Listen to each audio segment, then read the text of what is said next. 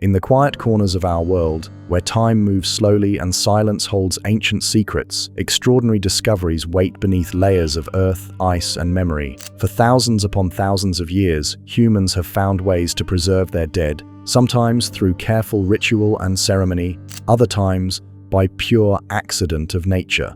These preserved remains, scattered across every continent, whisper stories that span millennia. From the highest mountain peaks where eternal ice cradles forgotten souls, to the shifting desert sands that hide entire civilizations, to the mysterious peat bogs of northern lands where time itself seems suspended, these mummies and ancient remains offer us something precious and rare. They provide a direct connection to people who lived, loved, struggled, and died long before our modern world took shape. Each discovery is like opening a book written in flesh and bone, clothing and jewelry, tools and treasures. These are not mere artifacts behind glass cases, but actual human beings who once breathed the same air we breathe, gazed upon the same stars we see, and faced the universal mysteries of existence that still puzzle us today.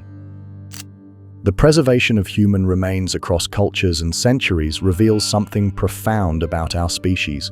Whether through the elaborate mummification practices of ancient Egypt, the natural freezing of high mountain passes, the chemical magic of acidic bogs, or the dry embrace of desert air, these bodies have survived when everything else from their time has crumbled to dust.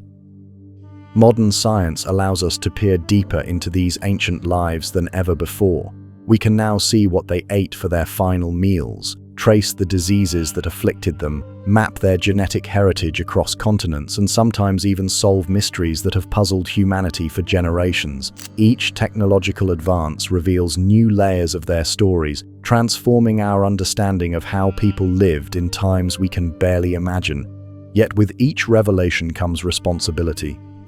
These are not curiosities or entertainment, but sacred human beings who deserve our respect and reverence. Their stories teach us about resilience, creativity, spirituality, and the endless human desire to leave something meaningful behind. They remind us that beneath the surface of different cultures, different times, and different beliefs, we share a common humanity that transcends the boundaries of death itself. Tonight, we embark on a journey through time, walking alongside archaeologists and scientists as they uncover these remarkable stories. We will travel from the frozen peaks of the Alps to the burning sands of Chile, from the misty bogs of Ireland to the high plateaus of Tibet. Each chapter reveals not just the story of individuals preserved by chance or design, but the larger story of human civilization itself. These are true stories, grounded in careful scientific research and archaeological evidence. They speak of mystery and wonder, of violence and tenderness, of beliefs and practices that shaped the world we inherited. Most importantly, they remind us that every human life, no matter how ancient or distant, carries within it something unique and irreplaceable that connects us all across the vast expanse of time.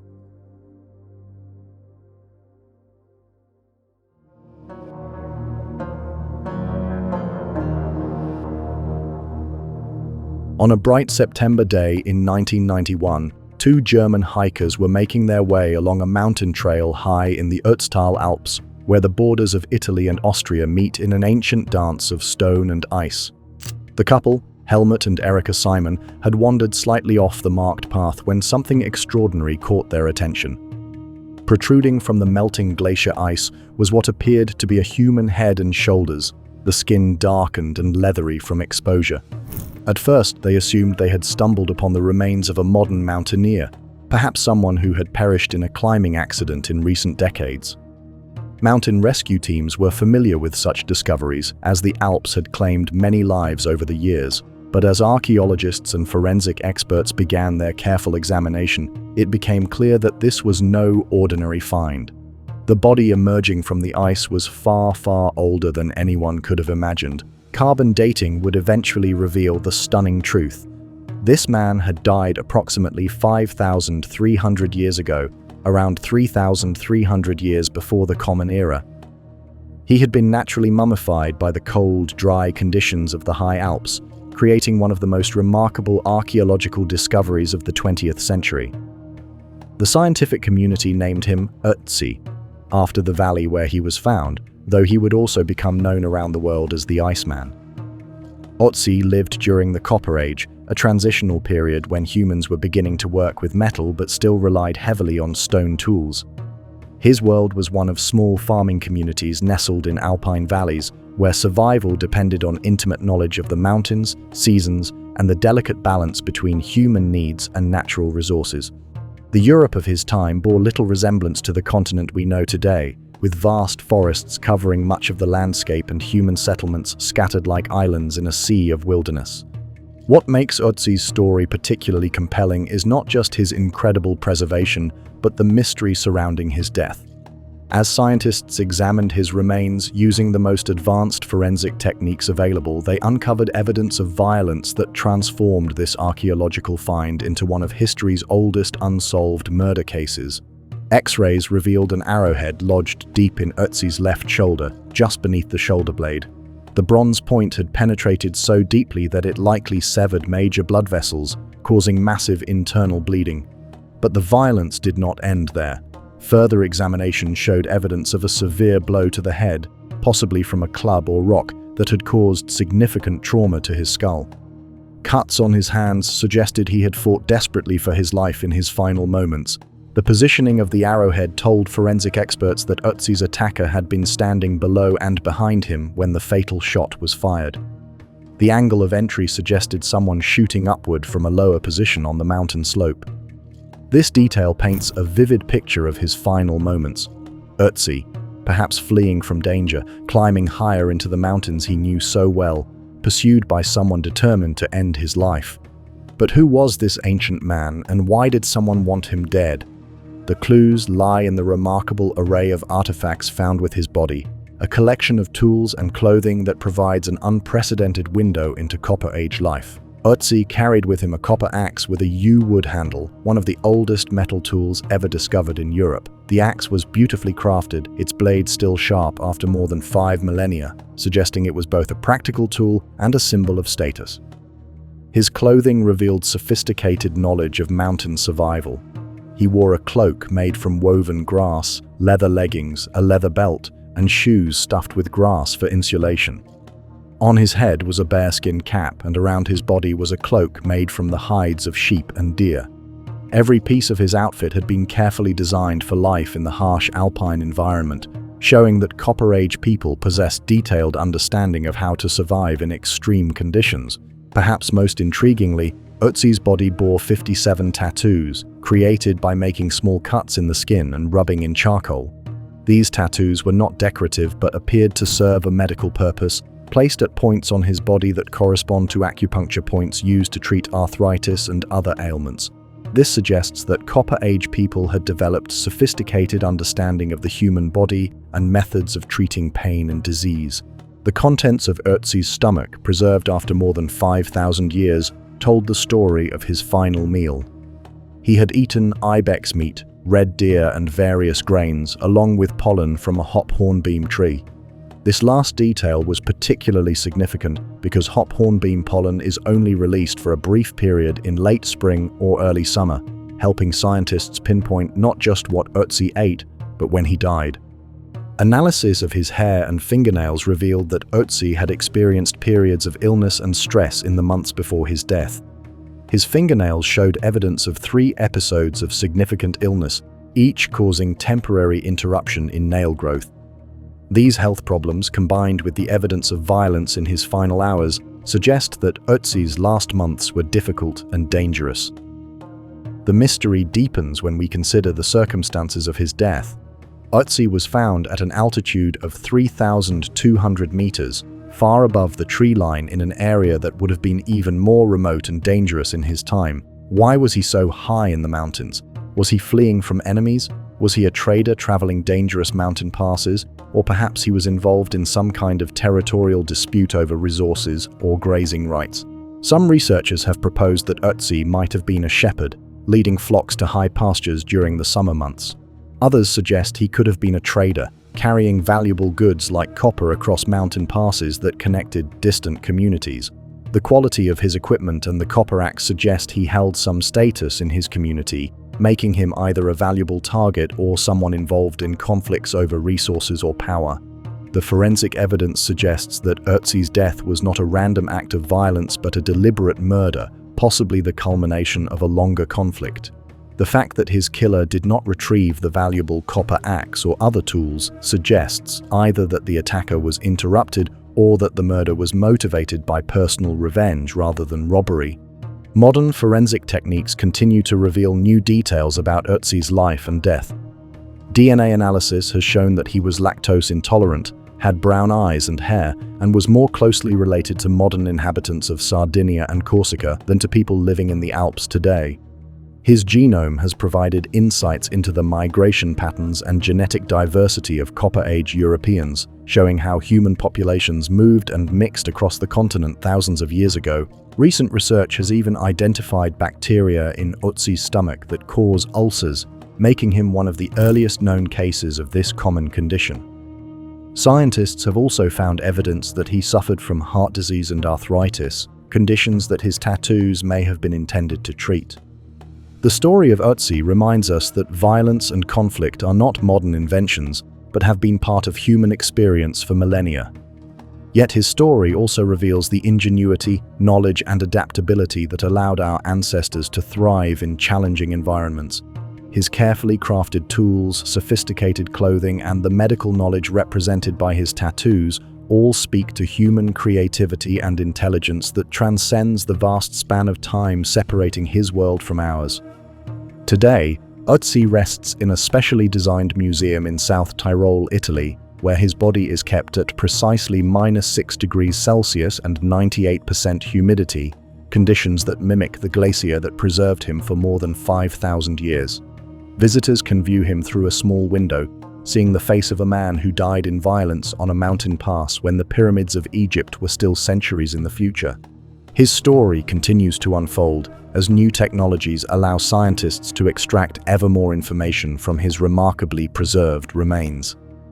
Each new discovery adds another piece to the puzzle of his life and death, bringing us closer to understanding not just how this one man lived and died, but how entire communities of people navigated the challenges and opportunities of life in Copper Age Europe. The mystery of who killed Ötzi and why may never be fully solved, but his legacy lies not in the violence of his death but in the extraordinary preservation of his life story. He bridges the vast gap between past and present, reminding us that beneath all the changes in human civilization, we share fundamental experiences of survival, creativity, conflict, and the eternal human struggle to make meaning from our brief time on this earth.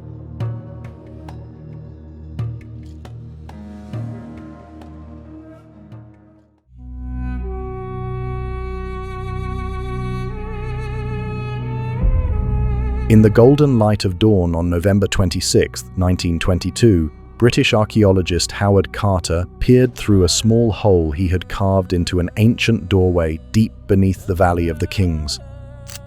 His candle flickered in the stale air that had been trapped for over 3,000 years, and as his eyes adjusted to the darkness beyond, he saw something that would change archaeology forever.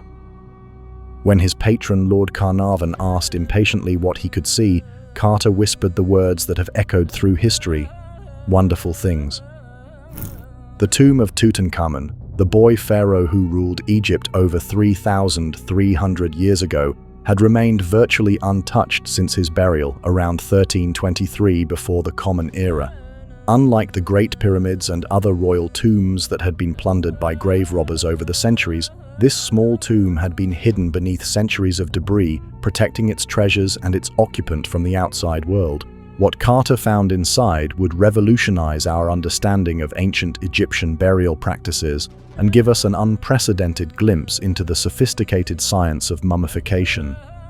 The young king's body, wrapped in layer upon layer of linen bandages and adorned with over 150 precious amulets, represented the pinnacle of Egyptian preservation techniques that had been refined over thousands of years. The ancient Egyptians viewed death not as an ending but as a transformation, a journey to the afterlife that required careful preparation of the physical body. They believed that the soul, which they called the Ba, needed to recognize and reunite with the body in the afterlife. This belief drove them to develop the most sophisticated mummification techniques the world has ever known, turning what could have been a gruesome process of decay into an art form that has preserved human bodies for millennia. The mummification process was a lengthy and expensive procedure that could take up to 70 days to complete. It began with the careful removal of the internal organs, which were the first parts of the body to decay after death. The embalmers, who were both priests and skilled craftsmen, made a small incision in the left side of the abdomen and carefully extracted the liver, lungs, stomach, and intestines. These organs were then individually mummified and placed in special containers called canopic jars, each protected by one of the 4 sons of Horus. The brain, which the Egyptians considered less important than the heart, was removed through the nose using long bronze hooks. The embalmers would break through the ethmoid bone and carefully extract the brain tissue, a process that required tremendous skill to avoid damaging the face. The heart, however, was usually left in place as the Egyptians believed it was the center of intelligence and emotion and would be needed in the afterlife when the deceased faced judgment before the gods. After the organs were removed, the body was packed inside and out with natron, a naturally occurring salt found in abundance in the Egyptian desert. This remarkable substance, which is primarily composed of sodium carbonate, acted as both a dehydrating agent and a preservative, drawing moisture from the tissues while preventing bacterial growth. The body would remain buried in natron for 40 days, during which time the salt would completely desiccate the flesh, leaving behind skin and bones that could resist decay for thousands of years. Once the dehydration process was complete, the embalmers would remove the natron and begin the wrapping process. First, they would stuff the body cavity with sawdust, linen, or other materials to restore its natural shape. They would then apply tree resins and oils to the skin, which not only helped preserve the tissues but also gave the mummy its characteristic dark appearance. The resins came from far-flung parts of the ancient world, including frankincense from Arabia and pistacia resin from the Eastern Mediterranean, showing how the mummification process connected Egypt to vast trade networks. The wrapping itself was an intricate ritual that could take weeks to complete.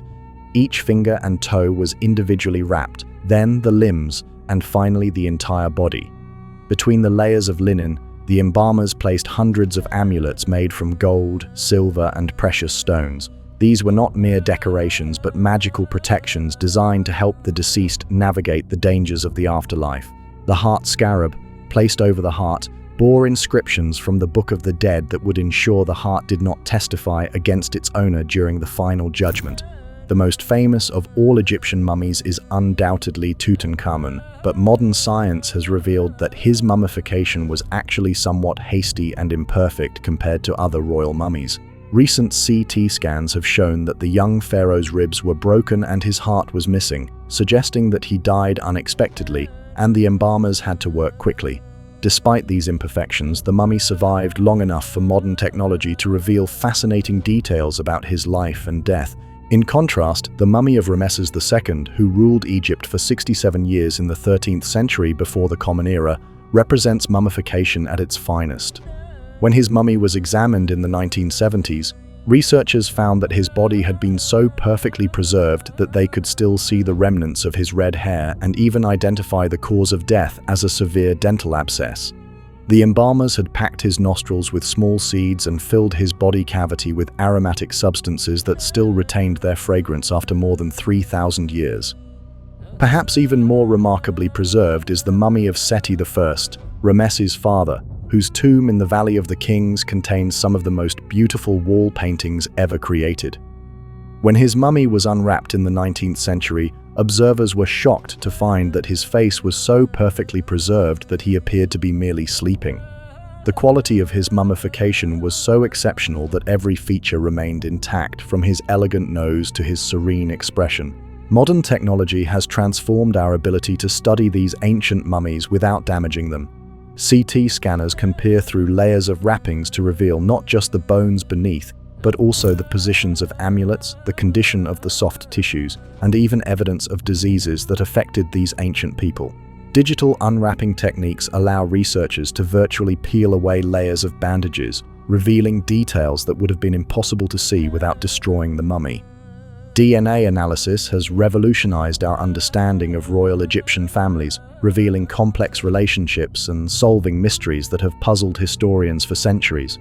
Recent genetic studies of royal mummies have shown that Tutankhamun's parents were brother and sister, part of a pattern of close intermarriage among Egyptian royalty that may have contributed to various health problems.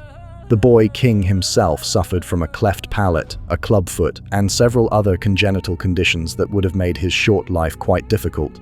The mummy of Queen Hatshepsut, one of the most successful female pharaohs in Egyptian history, remained lost for over a century until DNA analysis in 2007 identified her remains among several unidentified royal mummies.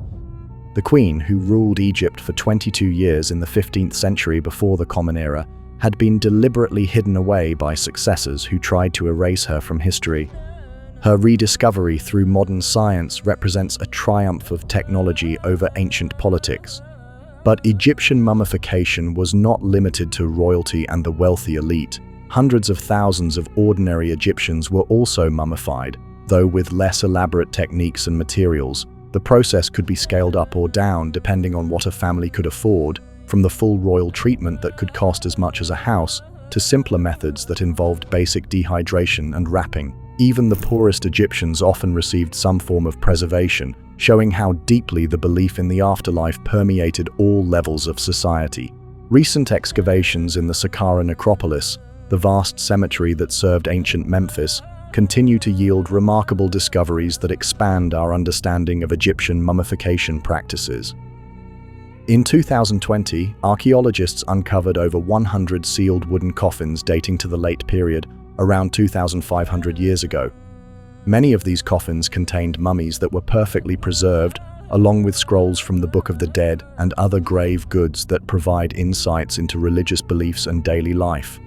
The discovery of mummified animals alongside humans reveals another fascinating aspect of Egyptian preservation practices. The Egyptians mummified millions of animals, from sacred cats and ibises to crocodiles and bulls, believing that these creatures could serve as messengers to the gods or companions in the afterlife. Recent CT scans of animal mummies have revealed that many were not what they appeared to be, containing only partial remains or even sticks and stones wrapped to look like complete animals, suggesting a thriving industry in fake mummies for pilgrims and tourists even in ancient times. The scientific study of Egyptian mummies has also revealed unexpected details about daily life in ancient Egypt. Microscopic analysis of mummy tissues has shown evidence of air pollution in ancient Egyptian cities, caused by the burning of wood and other organic materials. Parasites preserved in mummified intestines tell us about sanitation practices and disease patterns. Even the makeup worn by mummified women has been analyzed, revealing sophisticated knowledge of chemistry and metallurgy. One of the most remarkable recent discoveries involved the mummy of a young woman from the Roman period who had been pregnant when she died. Using advanced imaging techniques, researchers were able to study the 26-week-old fetus still preserved within her mummified body, providing unprecedented insights into ancient pregnancy and childbirth practices. This find, announced in 2021, represents the first known case of a pregnant mummy and opens new avenues for understanding women's lives in the ancient world.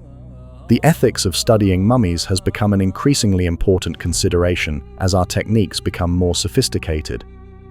While non-invasive methods like CT scanning and digital analysis allow us to learn enormous amounts without damaging the remains, the question of consent remains complex. These people could never have imagined that their bodies would be studied by future generations, and balancing scientific curiosity with respect for the dead requires careful consideration. Modern conservation techniques ensure that mummies can be studied while also being preserved for future generations. Climate-controlled environments maintain the precise temperature and humidity conditions needed to prevent further deterioration, while advanced materials provide better support and protection than the original wrappings. The goal is no longer just to unwrap and examine these ancient bodies, but to ensure they survive for thousands of years more. The legacy of Egyptian mummification extends far beyond the preservation of individual bodies.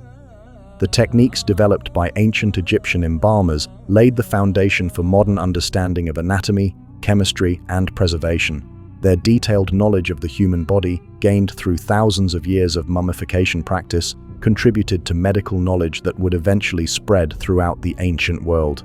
As we continue to develop new technologies for studying the past, Egyptian mummies remain among our most valuable sources of information about ancient life. Each new discovery, whether from a royal tomb or a humble burial ground, adds another piece to our understanding of one of history's greatest civilizations. The secrets beneath the wrappings continue to unfold, revealing not just how these ancient people died, but how they lived, what they believed, and what they hoped to achieve in the mysterious realm beyond death.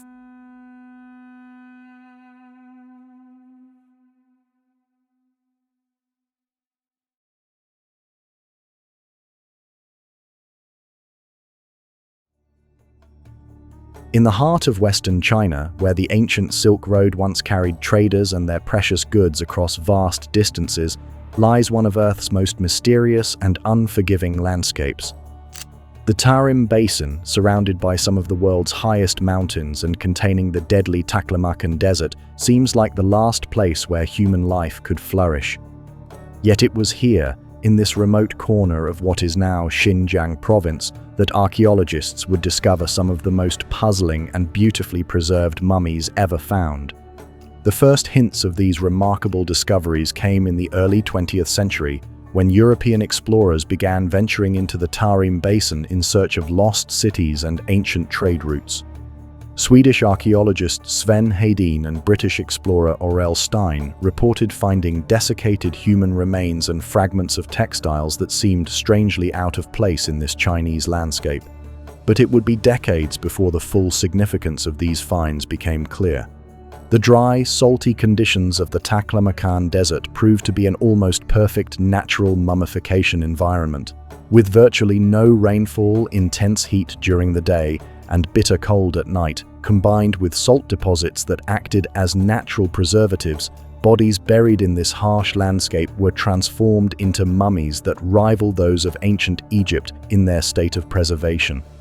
Unlike the deliberately mummified pharaohs, however, these people were preserved entirely by accident through the remarkable chemistry of their desert environment. The most famous of these accidental mummies is the Beauty of Lulan, discovered in 1980 by Chinese archaeologists near the dried lakebed of Lop Nur. Dating to approximately 1800 years before the Common Era, she represents one of the earliest inhabitants of this region whose physical appearance we can study in detail. What immediately struck researchers was how different she looked from the Han Chinese populations that would later dominate this region. Her hair was light brown, almost blonde, and her facial features suggested European rather than East Asian ancestry. The Beauty of Lulan was buried wearing a felt hat, leather boots, and a woolen cloak that showed sophisticated weaving techniques. Around her neck was a string of colored beads, and beside her body lay a comb made from wood, a small bag of grain, and a feather. These simple grave goods tell a story of a woman who lived a semi-nomadic life in this challenging environment, someone who knew how to work with animal fibers and had connections to trade networks that brought exotic materials to this remote desert. But the Beauty of Lulan was just the beginning. As excavations continued throughout the Tarim Basin, archaeologists uncovered hundreds more mummies dating from around 1800 years before the Common Era to approximately 400 years of the Common Era. Many showed the same puzzling combination of features, with light-colored hair, European facial structures, and clothing that seemed more at home in ancient Europe than in China. The Chinchorro Man, discovered in 1985, provided even more dramatic evidence of this mysterious population. Standing nearly 6 feet tall with light brown hair and a full beard, he was buried wearing a red woolen tunic, striped woolen trousers, and leather boots decorated with intricate patterns. His clothing was remarkably well preserved, revealing sophisticated dyeing techniques that produced vibrant reds, blues, and yellows. Analysis of the textiles showed they were made using weaving techniques similar to those found in Bronze Age Europe, thousands of miles to the west. Beside the Chinchorro Man were buried his wife and infant child, along with several other individuals who appeared to be part of the same community. The woman wore a red dress and white deerskin boots, with her light brown hair elaborately braided and decorated with colored wool. The preservation was so complete that researchers could see the intricate patterns woven into their clothing, and even the expressions on their faces, frozen in time by the desert's preserving embrace. The mystery deepened as more sites were excavated across the basin. At the cemetery of Cowrigul, archaeologists found mummies dating back 4,000 years, making them among the oldest in the Tarim Basin. These early inhabitants also showed European features and were buried with woolen textiles, wheat and barley, crops that originated in the Middle East and Europe rather than East Asia. The presence of these crops suggested that these people had brought not just their physical appearance but also their agricultural knowledge from distant lands.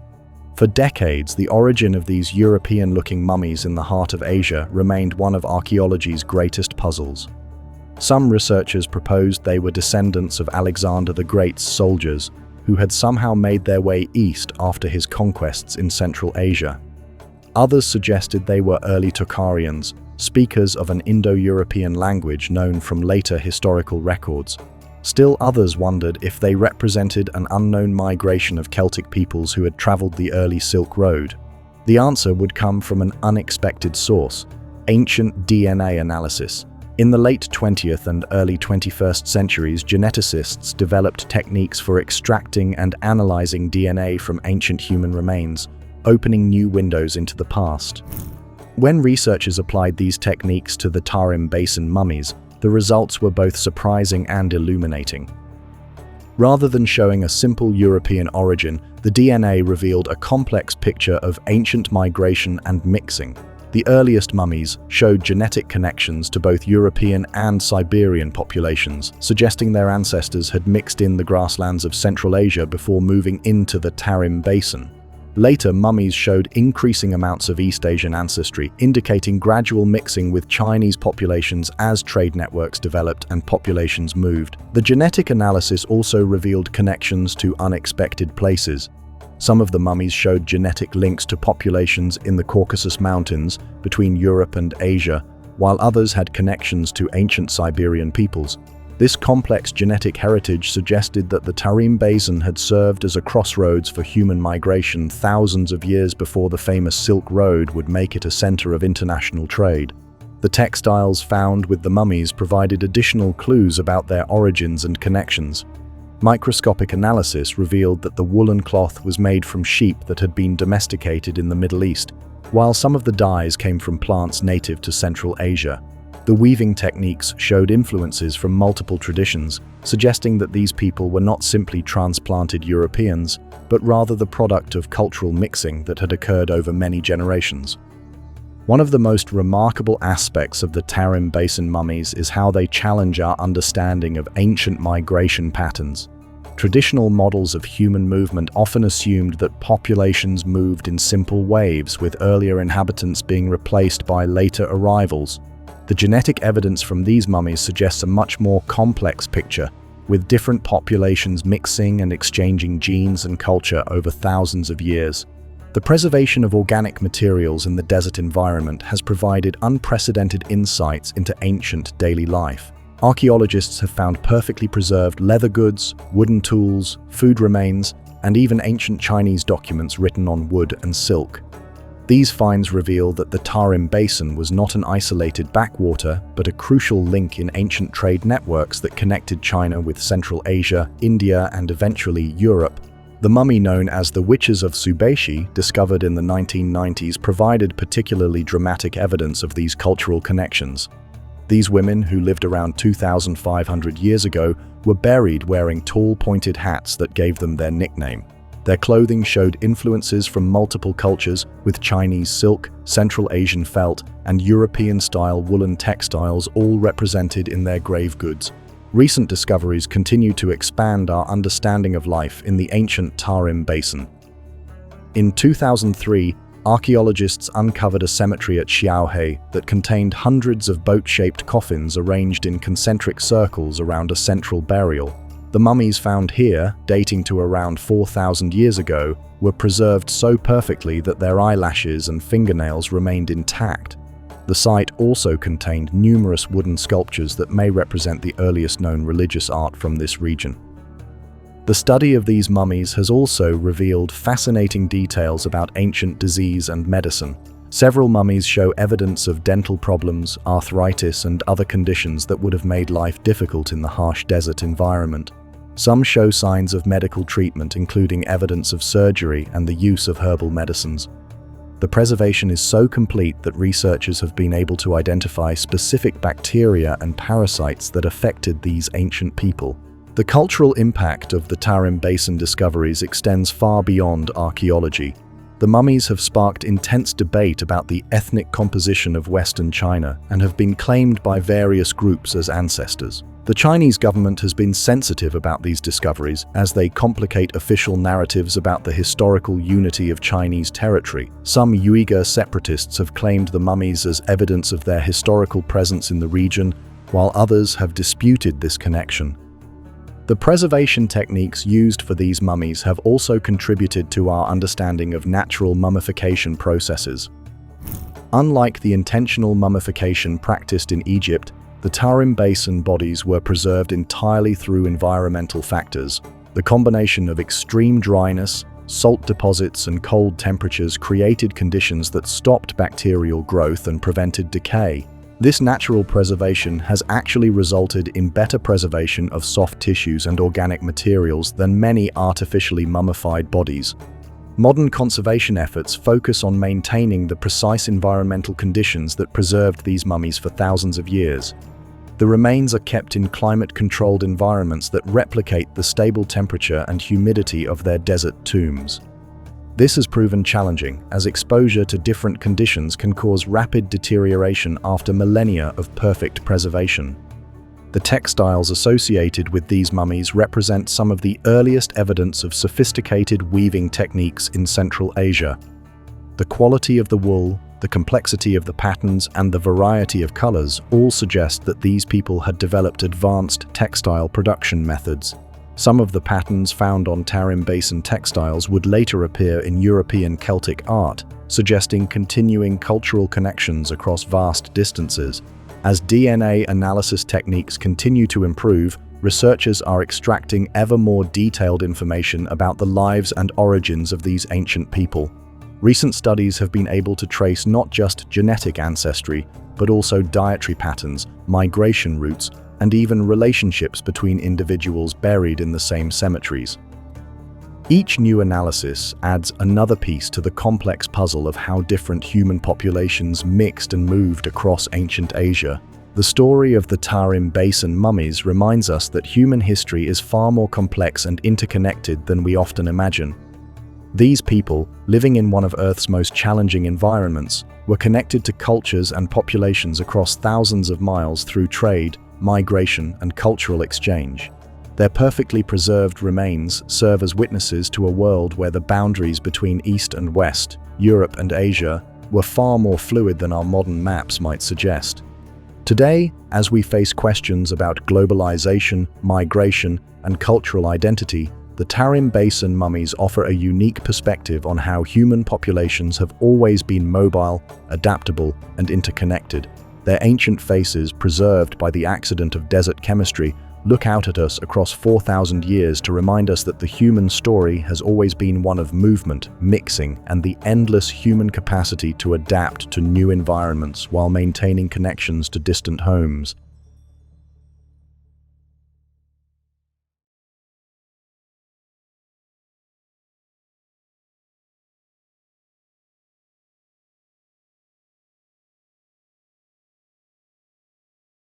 In the misty peat bogs of northern Europe, where ancient waters have stood still for thousands of years and sphagnum moss grows in thick, spongy carpets, nature has created some of the most remarkable preservation conditions on Earth. These dark, acidic pools, scattered across Denmark, Ireland, England, Germany, and the Netherlands, hold secrets that have been waiting centuries to be discovered. It is here, in these forgotten corners of the landscape, that ordinary people cutting peat for fuel have stumbled upon some of the most haunting and perfectly preserved human remains ever found. The first recorded discovery of what we now call bog bodies dates back to the 17th century, but it was not until the 20th century that scientists began to understand the remarkable chemistry that makes such preservation possible.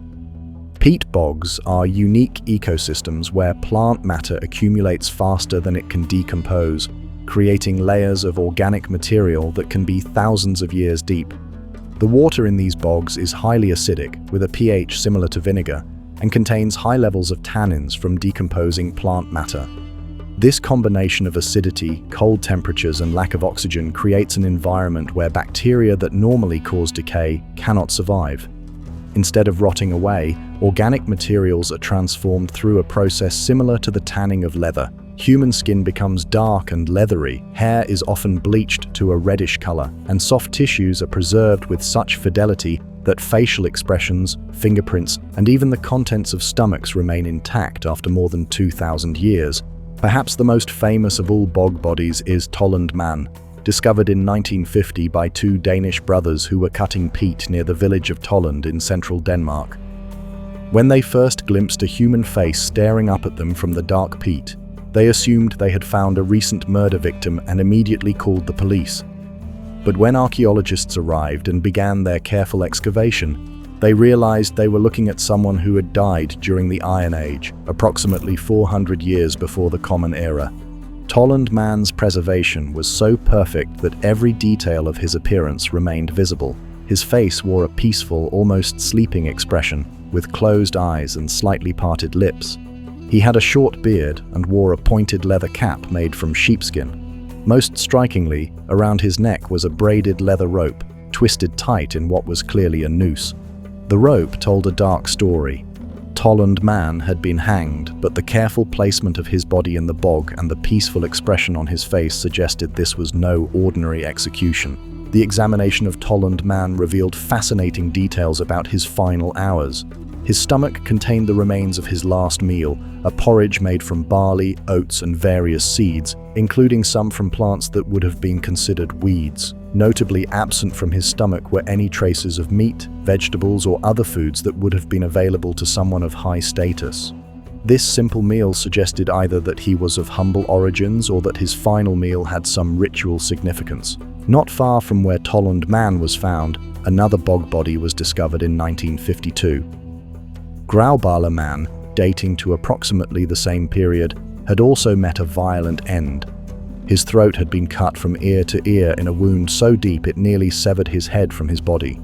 Like Tolland Man, his preservation was extraordinary, allowing scientists to study not just his physical appearance, but also details of his health, diet, and lifestyle. Graubaler Man's hands were particularly well preserved, showing that he had never done heavy manual labor. His fingernails were clean and well maintained, suggesting he may have held a position of some status in his community. This detail made his violent death even more mysterious. Why would someone who appeared to be of relatively high social standing meet such a brutal end in a remote bog? The discovery of Lindoman in an English peat bog in 1984 added another piece to the puzzle of bog body deaths. Found in Lindo Moss in Cheshire, this young man had suffered what researchers call a triple death. He had been struck on the head with a blunt instrument, strangled with a sinew cord, and had his throat cut. Additionally, his stomach contained mistletoe pollen, a plant that was sacred to the ancient Celtic Druids and was known to be poisonous in large quantities. The presence of mistletoe pollen in Lindoman's stomach was particularly intriguing because mistletoe was associated with Druidic religious practices and was believed to have magical properties. Some researchers have suggested that he may have been a willing sacrifice, perhaps a druid himself who participated in a ritual that required his death. The careful nature of his killing, with multiple methods used to ensure death, suggested a ceremonial rather than criminal act. White Girl, discovered in the Netherlands in 1952, provided evidence that bog body deaths were not limited to adult men. This young woman, who died when she was approximately 16 years old, had half of her head shaved before her death and had been strangled with a woolen band. Her body showed signs of severe malnutrition and a spinal deformity that would have made her appear hunchbacked. Some researchers have suggested that physical abnormalities may have marked certain individuals as suitable for sacrifice in Iron Age religious practices. The geographic distribution of bog bodies is not random, but follows a clear pattern across northern Europe, particularly in areas that were occupied by Celtic and Germanic tribes during the Iron Age. The concentration of finds in Denmark, northern Germany, the Netherlands, and parts of Britain suggests that bog deposition of human remains was a widespread cultural practice among these peoples, though the exact reasons remain hotly debated among archaeologists and historians. One of the most compelling theories about bog bodies is that they represent religious sacrifices connected to fertility rituals and the changing seasons. Many bog bodies date to the late Iron Age, a period when Celtic and Germanic societies were facing increasing pressure from Roman expansion. Some scholars suggest that these deaths may have been ritual responses to social stress, designed to appease gods and ensure the fertility of crops and animals. The Roman historian Tacitus wrote about Germanic tribes practicing human sacrifice, describing how victims were hung from trees or drowned in bogs as offerings to their gods. He specifically mentioned that such sacrifices were made during times of crisis or to mark important seasonal transitions. The archaeological evidence from bog bodies seems to support these historical accounts, suggesting that some of these deaths were indeed religious in nature. However, not all bog bodies show evidence of ritual killing. Some appear to have died from disease, accident, or ordinary violence before being placed in bogs. This suggests that bog deposition may have served multiple purposes in Iron Age society. Bogs were considered liminal spaces, boundaries between the world of the living and the world of the dead, making them appropriate places for disposing of bodies that could not receive normal burial for various reasons. The preservation conditions in bogs have allowed scientists to conduct detailed studies of Iron Age health, diet, and lifestyle. Analysis of bog body tissues has revealed evidence of parasitic infections, dental problems, and nutritional deficiencies that provide insights into the daily lives of ordinary people from this period. Some bog bodies show evidence of healed injuries, suggesting they had survived difficult lives before their final violent ends. Pollen analysis of bog body stomach contents has provided detailed information about Iron Age agriculture and diet. The presence of specific seeds and grains can reveal not just what people ate, but when they ate it, helping to pinpoint the season of death. Some bog bodies contain evidence of foods that would only have been available at certain times of year, suggesting that some deaths may have been timed to coincide with seasonal festivals or agricultural cycles. Recent advances in imaging technology have revolutionized the study of bog bodies without requiring destructive analysis. CT scans can reveal internal injuries, stomach contents, and other details while leaving the bodies intact. Three-dimensional reconstruction techniques allow researchers to create detailed facial reconstructions, giving us a glimpse of how these ancient people appeared in life. The chemistry of bog preservation has also yielded unexpected insights into ancient technology and craftsmanship. The leather and textile remains found with bog bodies are often better preserved than similar materials from dry archaeological sites. Analysis of these organic materials has revealed sophisticated knowledge of tanning, dyeing, and weaving techniques. Some bog bodies wear clothing that shows remarkable craftsmanship, with intricate patterns and high-quality materials that suggest considerable skill and resources. DNA analysis of bog bodies has been challenging due to the acidic conditions that preserve soft tissues but tend to degrade genetic material. However, recent advances in ancient DNA techniques have begun to yield results, providing information about the genetic ancestry and relationships of these ancient people. Some studies have suggested that bog bodies may represent local populations rather than outsiders or foreigners, challenging theories that they were executed criminals or enemy captives. The preservation of hair and fingernails has provided unique insights into ancient personal care and fashion. Some bog bodies have elaborate hairstyles that would have required considerable time and skill to create, suggesting that appearance and grooming were important even for people who would meet violent ends. The presence of hairpins, combs, and other personal ornaments indicates that these individuals took care with their appearance up until their deaths. One of the most intriguing aspects of bog body research is what it reveals about Iron Age concepts of death and the afterlife. The careful placement of bodies in bogs, often with personal possessions and sometimes in elaborate clothing, suggests that death was viewed as a transition rather than an ending. The bog environment, with its dark waters and mysterious atmosphere, may have been seen as a gateway to the otherworld in Celtic and Germanic mythology. The discovery of bog bodies has also raised important questions about the ethics of studying ancient human remains. Unlike Egyptian mummies, which were deliberately preserved with the intention of surviving into the afterlife, bog bodies were preserved by accident, and their original communities could never have consented to modern scientific study. Museums and researchers have had to grapple with questions about how to display and study these remains while showing appropriate respect for their humanity. Conservation of bog bodies presents unique challenges because they have been preserved by very specific environmental conditions that are difficult to replicate in museums. Exposure to different temperatures, humidity levels, or oxygen concentrations can cause rapid deterioration. Some bog bodies have been freeze-dried or treated with chemical preservatives, while others are kept in carefully controlled environments that mimic bog conditions. The study of bog bodies continues to evolve as new techniques become available and new discoveries are made. Each find adds to our understanding of Iron Age life, death, and religious practices. Recent discoveries have included bog bodies from different time periods, showing that the practice of bog deposition continued for centuries and may have had different meanings for different cultures. The legacy of bog body research extends beyond archaeology into fields like forensic science, where techniques developed for studying ancient remains have applications in modern criminal investigations.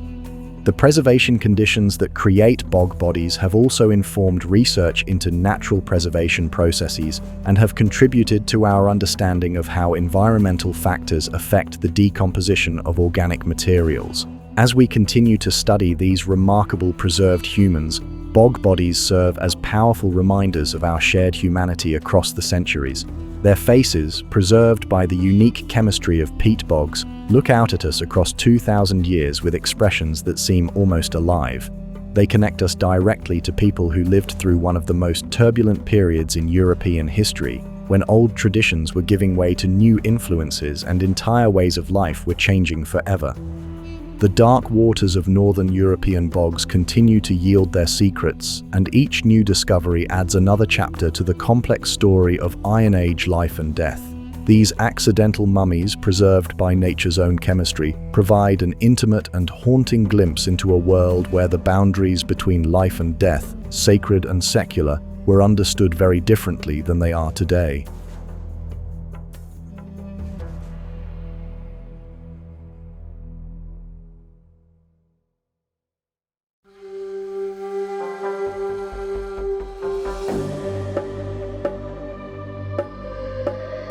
In the vast emptiness of the Atacama Desert, where the earth stretches endlessly toward distant mountains, and the silence is so complete it seems to echo in your ears, lies one of humanity's most extraordinary secrets. This is a place where rain falls perhaps once in a decade, where the soil is so dry that nothing grows except the hardiest desert plants, and where the landscape appears as lifeless as the surface of another planet. Yet it was here, in this seemingly impossible environment, that ancient people achieved something remarkable that would not be equaled anywhere else in the world for thousands of years. 7,000 years ago, when the Great Pyramids of Egypt were still millennia in the future and most of the world's peoples were just beginning to discover agriculture, a culture known today as the Chinchorro was developing the world's first artificial mummification techniques.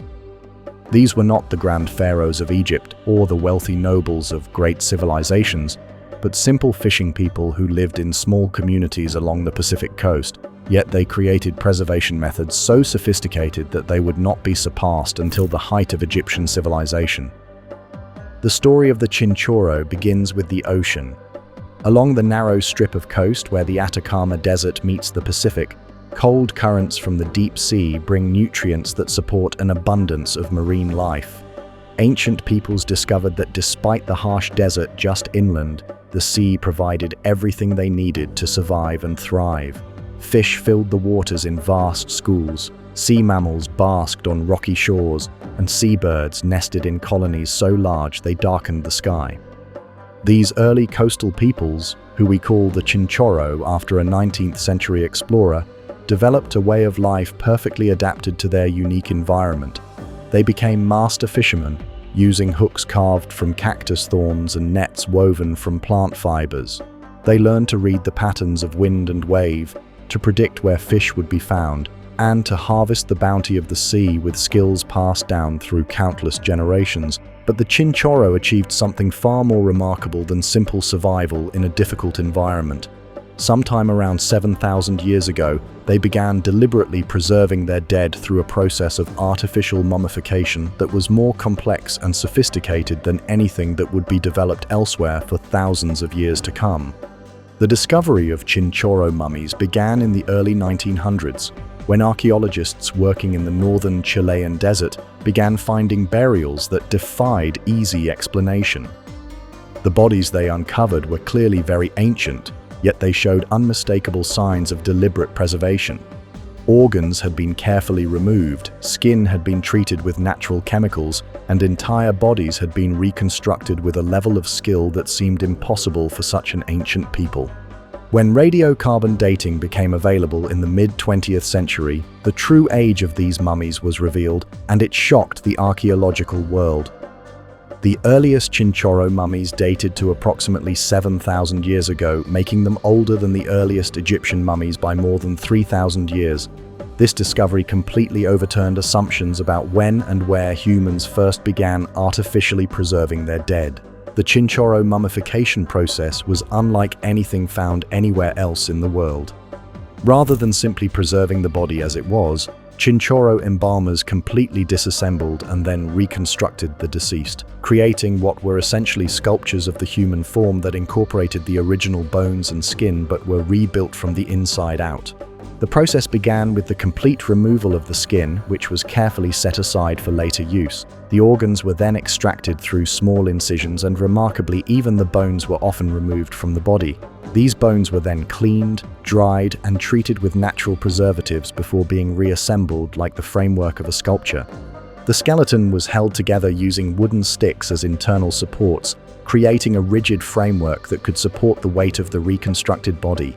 The body cavity was then filled with a variety of materials including dried grass, animal hair, feathers, and clay, carefully packed to restore the natural shape and proportions of the living person. Once the internal structure was complete, the original skin was stretched back over the reconstructed frame.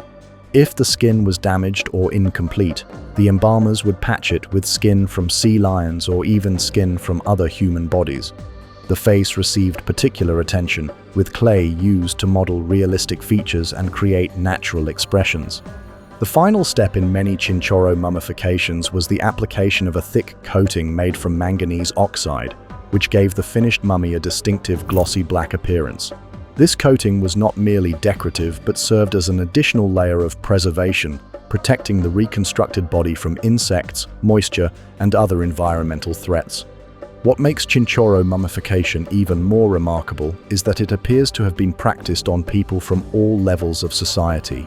Unlike Egyptian mummification, which was primarily reserved for royalty and the wealthy elite, Chinchorro preservation was applied to men, women, and children from all walks of life. Some of the most elaborately preserved mummies are actually infants and young children, suggesting that age was not a determining factor in who received this treatment. The prevalence of mummified children has led researchers to develop various theories about the purposes behind Chinchorro preservation practices. Some suggest that high infant mortality rates in this harsh environment may have motivated parents to preserve their children as a way of maintaining emotional bonds with the deceased. Others propose that mummified children may have served specific spiritual or religious functions within Chinchorro society. Archaeological evidence suggests that Chinchorro mummies were not immediately buried after preservation, but were kept above ground for extended periods, possibly displayed in homes or community spaces. Some mummies show evidence of repeated repair and restoration, indicating they were maintained and cared for long after the initial preservation process. This suggests that the mummies continued to play active roles in the lives of their communities, perhaps serving as ancestors who provided guidance and protection for the living. The technical skill required for Chinchorro mummification was extraordinary, especially considering the limited tools and materials available to these ancient people. The precision of their anatomical knowledge, the sophistication of their preservation chemistry, and the artistry of their reconstruction techniques demonstrate a level of expertise that would not be matched by other cultures for thousands of years. Recent scientific analysis has revealed just how effective Chinchorro preservation methods actually were. Many mummies retain not only their external appearance, but also internal soft tissues, blood vessels, and even microscopic cellular structures. This remarkable level of preservation has allowed modern researchers to conduct detailed studies of Chinchorro health, diet, and lifestyle that would be impossible with less well-preserved remains. Studies of Chinchorro mummy tissues have revealed that these people faced various health challenges related to their maritime lifestyle. Many show evidence of ear infections caused by repeated diving in cold ocean waters, a condition still seen in modern divers and surfers. Others show signs of arsenic poisoning from drinking naturally contaminated groundwater, a problem that continues to affect people living in the Atacama region today. The diet of the Chinchorro people, preserved in their mummified remains, shows an overwhelming dependence on marine resources. Fish, sea mammals, shellfish, and seabirds made up the vast majority of their food, with only small amounts of plant foods gathered from the rare desert oases. Isotope analysis of their bones confirms that over 90% of their protein came from the ocean. Despite their focus on marine resources, the Chinchorro also developed sophisticated techniques for exploiting the limited resources of the desert environment. They gathered seeds from hardy desert plants, harvested the fruits of cacti, and hunted the few animals that could survive in the harsh interior. They also established trade networks that brought them exotic materials from distant regions, including colorful feathers from tropical birds and copper from highland sources. The evolution of Chinchorro mummification techniques over their long history reveals a dynamic culture that was constantly innovating and improving its preservation methods. The earliest mummies show relatively simple techniques focused on organ removal and basic drying. Over the following millennia, the process became increasingly sophisticated, with more elaborate reconstruction methods and artistic enhancements. Around 5,000 years ago, Chinchorro mummification reached its peak of complexity and artistry. Mummies from this period show incredibly detailed reconstruction work, with facial features modeled in clay with remarkable realism. Some have elaborate wigs made from human hair, while others display intricate body painting or tattoos preserved on their treated skin. The individual care and attention given to each mummy suggests that this was highly personalized work rather than a standardized process. The decline of traditional Chinchorro mummification began around 3,500 years ago as new cultural influences arrived from highland regions. Agricultural peoples moving into the coastal areas brought different burial practices and religious beliefs that gradually replaced the ancient preservation traditions. However, elements of Chinchorro techniques may have influenced later Andean cultures, contributing to the rich tradition of ancestor veneration that characterized highland civilizations, including the Incas. The preservation of Chinchorro mummies in modern museum collections has presented unique conservation challenges. Unlike Egyptian mummies, which were designed to survive in arid conditions, Chinchorro mummies owe their preservation to the specific environmental conditions of the Atacama Desert. When removed from this environment, they can deteriorate rapidly without proper care. Conservation efforts have focused on creating controlled environments that replicate the conditions of the Atacama, with precise control of temperature, humidity, and air quality. Some mummies have been treated with consolidants to strengthen fragile tissues, while others have been freeze-dried to halt deterioration processes. In 2021, UNESCO recognized the exceptional value of Chinchorro culture by inscribing their settlement and artificial mummification sites on the World Heritage List. This recognition acknowledged both the antiquity and sophistication of Chinchorro achievements and highlighted the need for protecting these irreplaceable archaeological sites. The UNESCO designation has brought increased attention to threats facing Chinchorro sites, including urban development, mining activities, and climate change. Rising sea levels and changing weather patterns could potentially damage coastal archaeological sites that have remained undisturbed for thousands of years. Modern research continues to reveal new aspects of Chinchorro culture and mummification practices. Advanced imaging techniques allow researchers to study the internal structure of mummies without causing damage, revealing previously unknown details about preservation methods. Chemical analysis of materials used in mummification provides insights into ancient trade networks and resource procurement strategies. Genetic analysis of Chinchorro remains has provided valuable information about the population history of South America and the relationships between different ancient peoples. DNA studies suggest that the Chinchorro were among the early inhabitants of the Americas and maintained genetic continuity over thousands of years despite environmental challenges. The study of Chinchorro mummies also contributes to our understanding of human adaptation to extreme environments. These people developed sophisticated cultural practices and technical skills while living in one of the world's most challenging landscapes. Their achievement demonstrates that environmental hardship does not necessarily limit human creativity and cultural development. Perhaps most importantly, the Chinchorro achievement reminds us that the desire to preserve and honor the dead is a fundamental human characteristic that transcends time, geography, and level of technological development.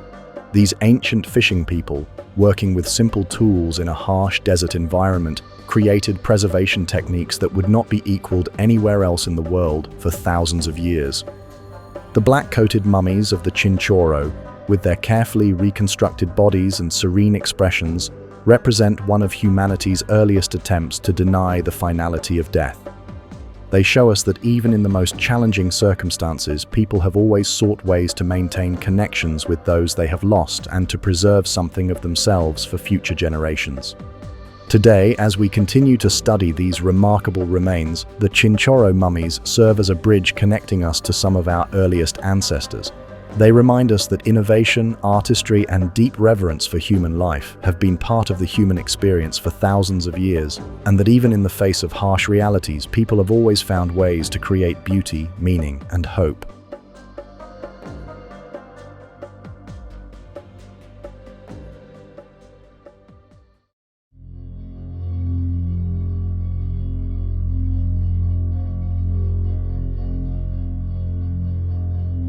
High in the Andes Mountains, where the air is so thin that every breath requires effort and the landscape stretches endlessly in shades of brown and white, stands Lula-Ilaco volcano. At 22,109 feet above sea level, this massive peak straddles the border between Argentina and Chile, its snow-covered summit reaching toward skies so clear they seem almost black. Here, in conditions that challenge the very limits of human survival, archaeologists would make one of the most remarkable and haunting discoveries in the history of Andean archaeology. It was March 1999 when a joint Argentine-Peruvian expedition led by archaeologist Johann Reinhard and Constanza Cerruti reached the summit of Lula-Ilaco after days of difficult climbing. They were searching for evidence of Inca ceremonial sites, following reports from local climbers who had spotted stone structures near the peak. What they found exceeded their wildest expectations and would fundamentally change our understanding of Inca religious practices and the extraordinary lengths to which this remarkable civilization would go in service of their gods. Near the summit, at an altitude of 22,047 feet, the team discovered 3 perfectly preserved mummified children, arranged in underground burial chambers that had been carved from the frozen ground over 500 years earlier. The preservation was so complete that the children appeared to be merely sleeping, their faces peaceful and their clothing intact, as if time itself had stopped at the moment of their deaths. The eldest of the 3, a girl estimated to be around 15 years old, was dubbed La Doncella, meaning the maiden in Spanish. She was found sitting cross-legged in her burial chamber, her head tilted slightly forward and her hands resting gently in her lap. Her long dark hair was intricately braided and adorned with a feathered headdress, and she wore a finely woven tunic decorated with geometric patterns that marked her as a person of high status within Inca society. Beside La Doncella were 2 younger children, a boy and a girl, both approximately 4 to 5 years old. The boy, known as El Niño del Rayo, or the Lightning Boy, because his body had been struck by lightning at some point after burial, wore a red and white striped tunic and a silver bracelet. The younger girl, called La Niña del Rayo, was wrapped in a brown and white striped cloth and wore a small metal ornament that may have been a religious symbol. The condition of these 3 children was extraordinary. The extreme cold and low oxygen levels at the summit had created a natural freezer that preserved not only their physical appearance, but also their internal organs, hair, and even the contents of their stomachs. This level of preservation allowed scientists to conduct detailed studies that would provide unprecedented insights into the final months and days of their lives. The discovery of the Lula-Ilico children represented physical evidence of a practice that Spanish chroniclers had described, but that many scholars had doubted: the Inca ritual known as Capacocha, or royal sacrifice. According to historical accounts, this ceremony involved the sacrifice of children who were considered to be perfect physical specimens, chosen to serve as messengers to the gods and to ensure the well-being of the empire. Analysis of the children's hair provided a detailed record of their lives in the months leading up to their deaths. Hair grows at a predictable rate and incorporates elements from the diet, creating a chronological record of what a person ate and drank over time. By analyzing different sections of the children's hair, researchers could trace changes in their diet and lifestyle as they prepared for their ultimate fate. The results were both fascinating and heartbreaking. In the months before their deaths, all 3 children showed dramatic changes in their diets, with increases in high-status foods like maize and animal protein. La Doncella's hair showed particularly striking changes, with evidence that she had consumed large quantities of chicha, a fermented beverage made from maize that was considered sacred by the Incas and was often used in religious ceremonies. The pattern of dietary changes suggested that these children had been selected for sacrifice well in advance of their deaths and had been given special treatment during their final months. They would have been removed from their normal lives and communities and brought to the Inca capital of Cusco, where they would have participated in elaborate ceremonies and feasts designed to prepare them for their role as offerings to the gods. The journey from Cusco to the summit of Lula-Ilico would have been an extraordinary undertaking, requiring weeks of travel across some of the most challenging terrain in the world. The children would have been accompanied by priests, nobles, and servants, traveling with llama caravans carrying supplies, ceremonial objects, and the materials needed for the final rituals. Archaeological evidence from the burial site revealed the elaborate nature of these final ceremonies. The children were surrounded by precious grave goods, including gold and silver figurines, feathered textiles, pottery vessels, and shells from the Pacific coast that had been carried hundreds of miles across the mountains. These objects were not randomly placed, but were arranged according to careful ritual protocols that reflected Inca religious beliefs about death and the afterlife. The figurines found with the children were particularly significant. Made from gold, silver, and spondylus shell, they depicted llamas, humans, and other important symbols in Inca cosmology. Some of the human figurines were dressed in miniature versions of the same fine textiles worn by the children, suggesting that they were meant to serve as companions or servants in the afterlife. The location of the burial site itself was not chosen randomly but reflected the Inca understanding of sacred geography. High mountain peaks were considered to be the dwelling places of powerful spirits called Apus, and the summit of Lula-Ilico would have been seen as an especially sacred location where the children could serve as intermediaries between the human world and the realm of the gods. Modern forensic analysis has provided insights into the actual cause of the children's deaths. CT scans and other non-invasive techniques revealed that none of the children showed signs of violence or trauma. Instead, they appeared to have died peacefully, possibly from exposure to the extreme cold and altitude, or from the effects of drugs that may have been given to them to ease their passage to the afterlife. Toxicological analysis of their hair and fingernails revealed the presence of coca leaves and alcohol in their systems, substances that were commonly used in Inca religious ceremonies. The levels found in their bodies suggested that they had been given these substances in the hours or days before their deaths, possibly to reduce anxiety and make their final journey more peaceful. The preservation of the children's clothing provided remarkable insights into Inca textile production and social hierarchy. La Doncella wore garments made from vicuña wool, the finest and most expensive textile available to the Incas. The intricate patterns woven into her tunic required hundreds of hours of skilled labor and would have been produced by master weavers working under royal patronage. The younger children wore clothing that, while still of high quality, was made from less expensive materials and showed simpler construction techniques. This difference in clothing quality may reflect their different roles in the ceremony or their different social origins, with La Doncella perhaps coming from a noble family, while the younger children may have been selected from among commoners. Analysis of the children's DNA has provided information about their genetic ancestry and possible relationships to modern Andean populations. The results suggest that they came from different regions of the Inca Empire, possibly selected from various provinces to represent the diversity of peoples under Inca rule. This geographic diversity would have enhanced their symbolic value as representatives of the entire empire in their communications with the gods. The discovery of the Lulailako children has raised important ethical questions about the study and display of human remains, particularly those of children who died in religious contexts. Unlike ancient mummies who died from natural causes, these children were deliberately killed as part of religious practices, making their study particularly sensitive from both cultural and ethical perspectives. Indigenous communities in the Andes maintain complex relationships with these discoveries. While some see the scientific study of the children as valuable for understanding their ancestors' beliefs and practices, others argue that disturbing the remains violates traditional concepts of respect for the dead and interferes with the spiritual purposes for which the children were sacrificed. The children are currently housed in a specially designed museum in Salta, Argentina, where they are kept in climate-controlled environments that maintain the freezing temperatures necessary for their preservation. Only one child is displayed at a time, with the others kept in storage to minimize their exposure to potentially damaging conditions. The museum has worked closely with indigenous communities to ensure that the children are displayed respectfully and that their cultural and religious significance is properly explained to visitors.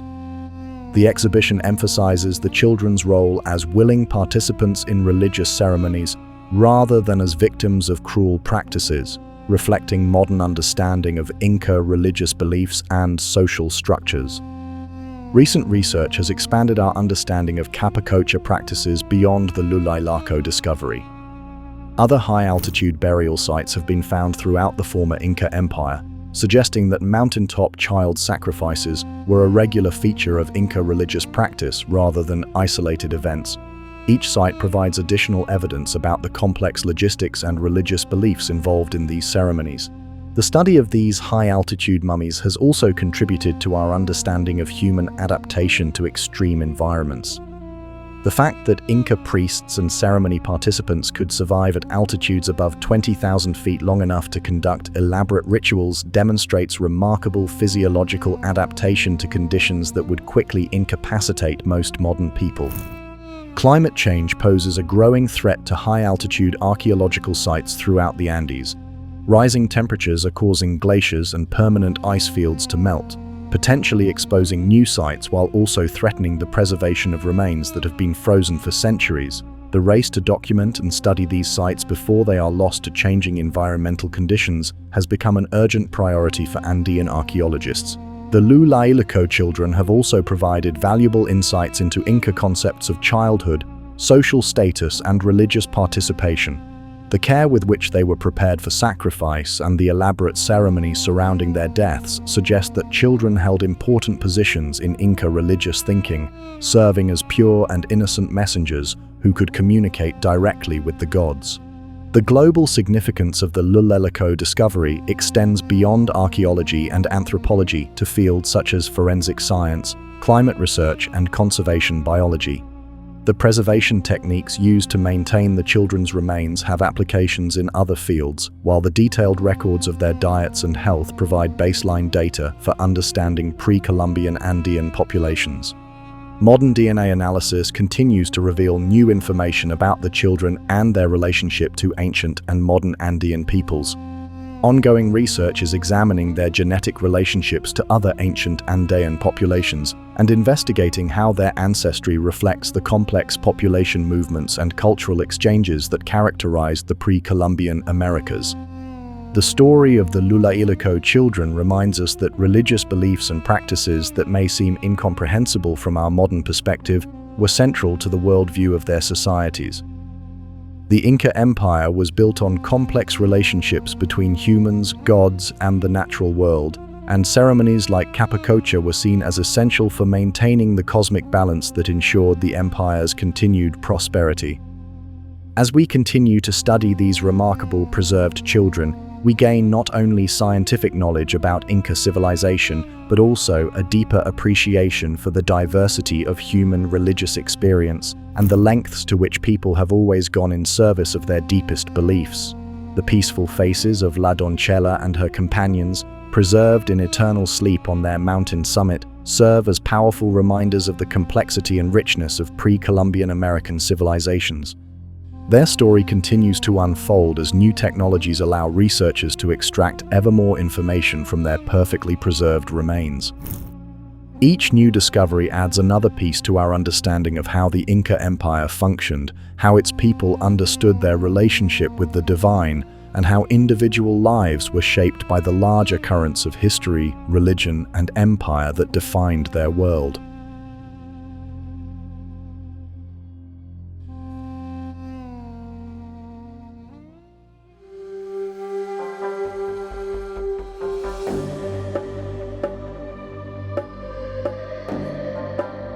In the remote wilderness of the Altai Mountains, where Russia, China, Kazakhstan, and Mongolia meet in a landscape of rolling grasslands, dense forests, and snow-capped peaks, lies one of the world's most isolated and pristine archaeological regions. Here, at an elevation of 8,000 feet above sea level on the Ukok Plateau, the permafrost has created a natural deep freeze that has preserved the remains of ancient nomadic peoples with extraordinary fidelity for over 2,000 years. It was the summer of 1993 when Russian archaeologist Natalia Polosmak and her team arrived at a site called Ak-Alaka, following reports of grave robbers who had been disturbing ancient burial mounds scattered across the plateau.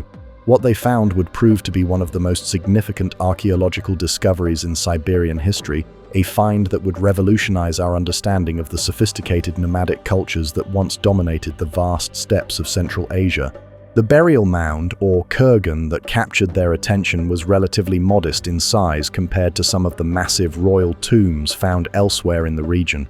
But as they began their careful excavation, removing layers of stones and earth that had been placed there over 2 millennia ago, they encountered something unexpected. Beneath the surface layer, they found a chamber filled with solid ice, preserved by the unique climatic conditions of the high plateau. Working with picks and warm water to carefully melt their way through the ice, the archaeologists slowly revealed one of the most remarkable burials ever discovered in Siberia. Lying in a wooden sarcophagus carved from a single larch log was the mummified body of a young woman, her skin still supple and her facial features perfectly preserved by the perpetual cold. She had been laid to rest wearing elaborate clothing and surrounded by grave goods that spoke of wealth, status, and sophisticated artistic traditions. The woman, who would become known around the world as the Siberian Ice Maiden or the Princess of Ukok, had died approximately 2,400 years ago during the 5th century before the Common Era. She belonged to the Pazyryk culture, a group of nomadic peoples who lived across the Altai region during the Iron Age and who developed one of the most sophisticated material cultures of the ancient nomadic world. What immediately struck the archaeologists was the remarkable preservation of her clothing and personal ornaments. She wore a long silk shirt beneath a wool dress, over which was draped a magnificent coat made from the felt wool of domestic sheep. The coat was dyed a rich maroon color and decorated with intricate applique work featuring mythical creatures and stylized animal designs that reflected the complex artistic traditions of the steppe peoples. On her head was an elaborate headdress that rose nearly 3 feet above her skull, constructed from felt, leather, and wood, and decorated with golden ornaments shaped like deer, griffins, and other creatures from Pazyryk mythology.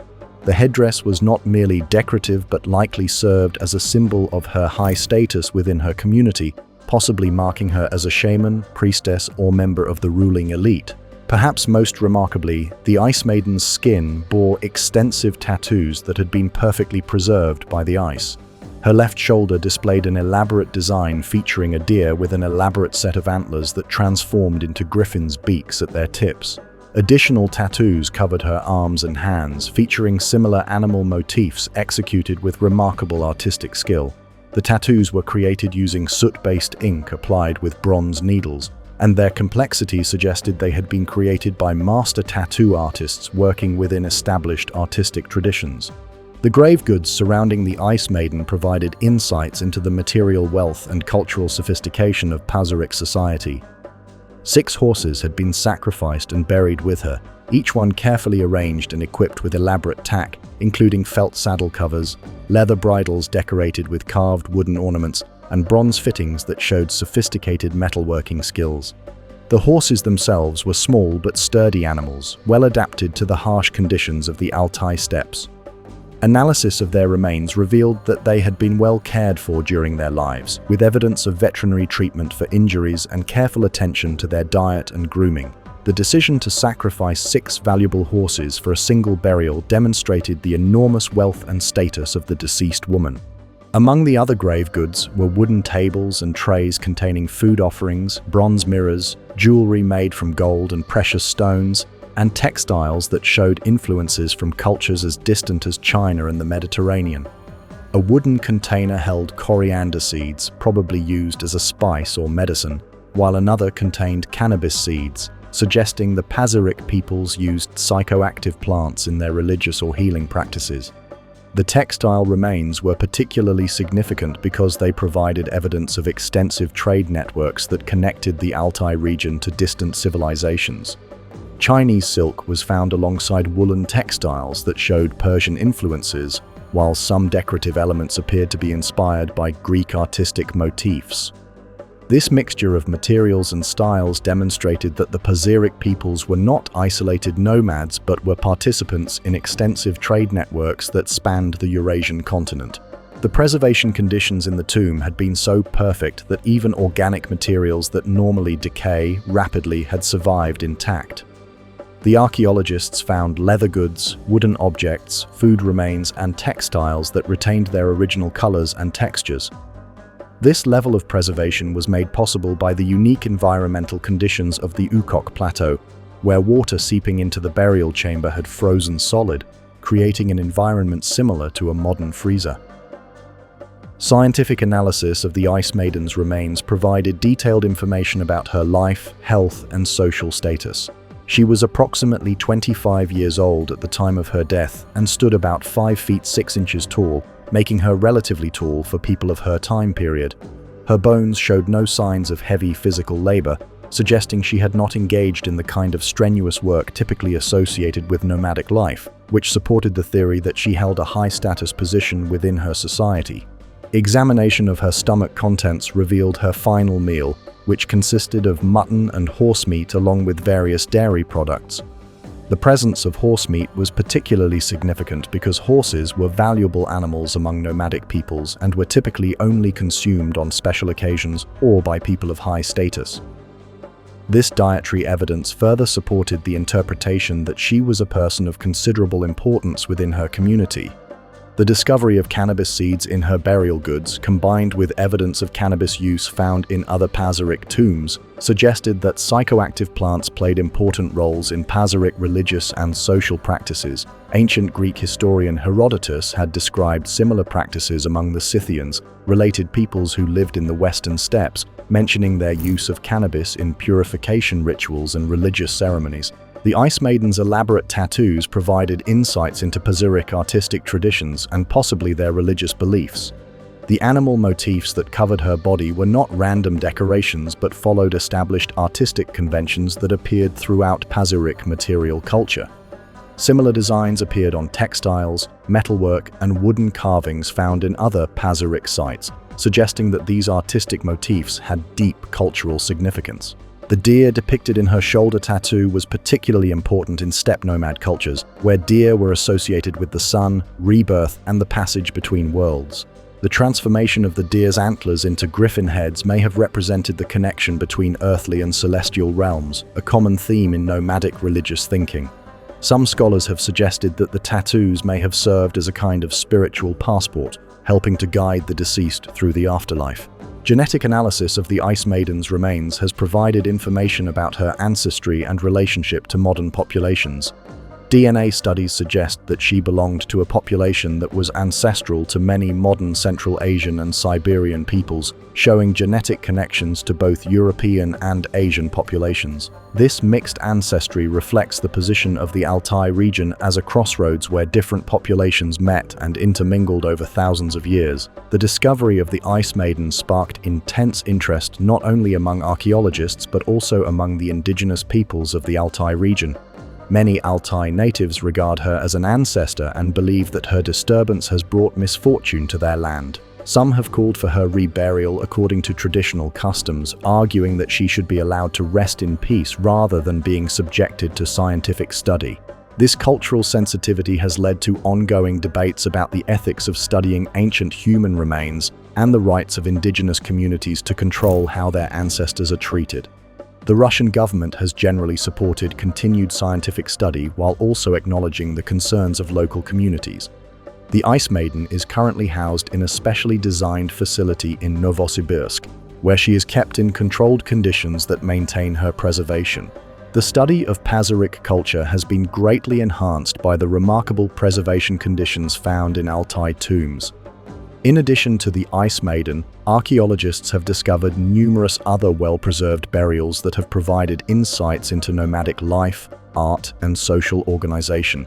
These discoveries have shown that nomadic peoples developed sophisticated cultures that were equal in complexity to the agricultural civilizations that are more commonly studied by archaeologists.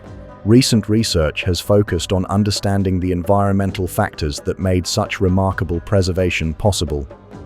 The Ukok Plateau's high altitude, low temperatures, and specific geological conditions created a unique environment where water could freeze solid in burial chambers and remain frozen for thousands of years. Climate change now threatens this natural preservation system, as rising temperatures could potentially thaw tombs that have remained frozen since ancient times. The textiles found in Pazyryk burials have provided unprecedented insights into ancient textile production techniques and trade networks. Chemical analysis of dyes has revealed the use of colorants from plants found across Eurasia, while microscopic examination of fibers has shown sophisticated weaving and felt-making techniques. Some textiles show wear patterns that suggest they were used for years before being placed in tombs, indicating that grave goods often consisted of personal possessions rather than items made specifically for burial. The horses buried with the Ice Maiden have been the subject of detailed study that has provided insights into ancient horse breeding and care practices. Analysis of their DNA has shown that they were domestic horses rather than wild animals, and their physical characteristics suggest they were bred for specific traits that made them suitable for life on the steppes. The elaborate horse gear found in the tomb demonstrates the central importance of horses in Pazyryk culture and the high level of skill achieved in working with leather, wood, and metal. The broader significance of the Ice Maiden discovery extends beyond archaeology to fields such as anthropology, art history, and cultural studies. Her well-preserved remains and grave goods provide a unique window into a way of life that has largely disappeared from the modern world. The nomadic cultures of the steppes were once among the most powerful and influential societies on Earth, but their mobile lifestyle and lack of permanent settlements meant that they left fewer archaeological traces than agricultural civilizations. Modern conservation techniques ensure that the Ice Maiden and other Pazyryk remains continue to provide information for future researchers.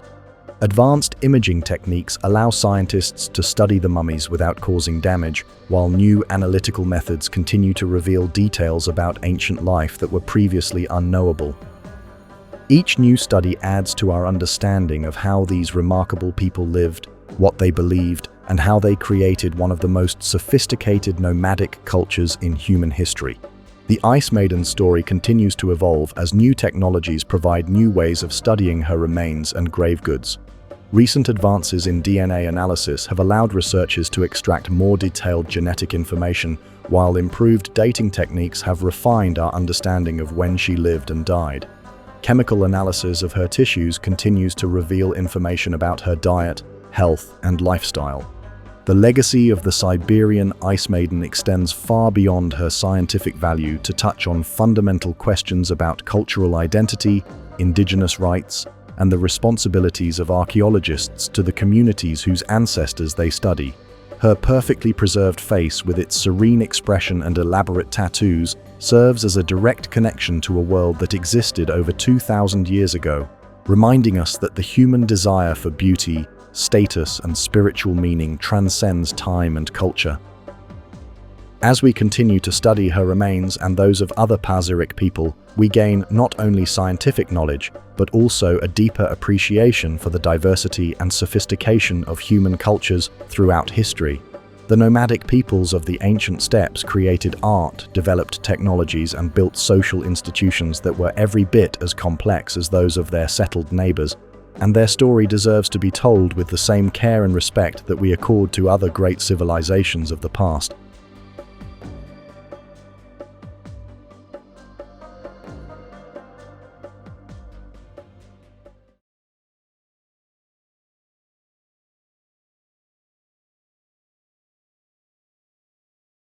High in the mountains of central Mexico, where colonial Spanish architecture cascades down steep hillsides in waves of ochre and terracotta, sits the ancient silver mining city of Guanajuato. Founded in 1559 by Spanish conquistadors who discovered rich veins of silver threading through the surrounding mountains, this city became one of the wealthiest places in New Spain, its narrow cobblestone streets echoing with the sounds of commerce and the steady rhythm of mining operations that continued day and night. But beneath the prosperity and grandeur of colonial Guanajuato lay the harsh realities of life in the 19th century, when disease could sweep through crowded neighborhoods like wildfire, when medical knowledge was limited, and when death was a constant companion to people of all ages and social classes. It was during this turbulent period that a series of circumstances would combine to create one of the most unusual and haunting collections of preserved human remains anywhere in the world. The story begins in the 1830s, when Mexico was still a young nation struggling to find its identity after gaining independence from Spain. Guanajuato remained an important mining center, its population swelling with workers who came from across Mexico and beyond to seek their fortunes in the silver mines. The city's streets were filled with miners and merchants, families and fortune seekers, creating a vibrant but crowded community where different cultures and social classes lived side by side. In 1833, catastrophe struck in the form of a cholera epidemic that swept across Mexico like a plague from biblical times. The disease, carried by travelers along the trade routes that connected Mexican cities to seaports and foreign lands, found perfect conditions in the crowded neighborhoods of Guanajuato. Within weeks, hundreds of people were dead, overwhelming the city's burial grounds and creating a public health crisis that demanded immediate action. The city authorities, faced with the urgent need to bury the mounting dead, established a new cemetery on a hillside overlooking the city. They chose a location called Santa Paula, where the rocky, well-drained soil seemed suitable for burials and where the distance from the populated areas would help prevent the spread of disease. What they could not have known was that the geological characteristics of this particular hillside would create one of the most remarkable preservation environments ever discovered. The soil at Santa Paula was rich in minerals, particularly sulfur and other compounds that had leached from the nearby silver mines over centuries of mining operations. The hillside location ensured good drainage, while the high altitude and arid climate of central Mexico created conditions of low humidity and stable temperatures. These factors would combine to create a natural mummification environment that rivaled the preservation techniques of ancient Egypt. As the years passed and the cemetery filled with the remains of Guanajuato's residents, a peculiar local law would set the stage for the discovery of this remarkable preservation phenomenon. In 1865, the city government enacted a burial tax that required families to pay an annual fee to maintain their relatives' graves.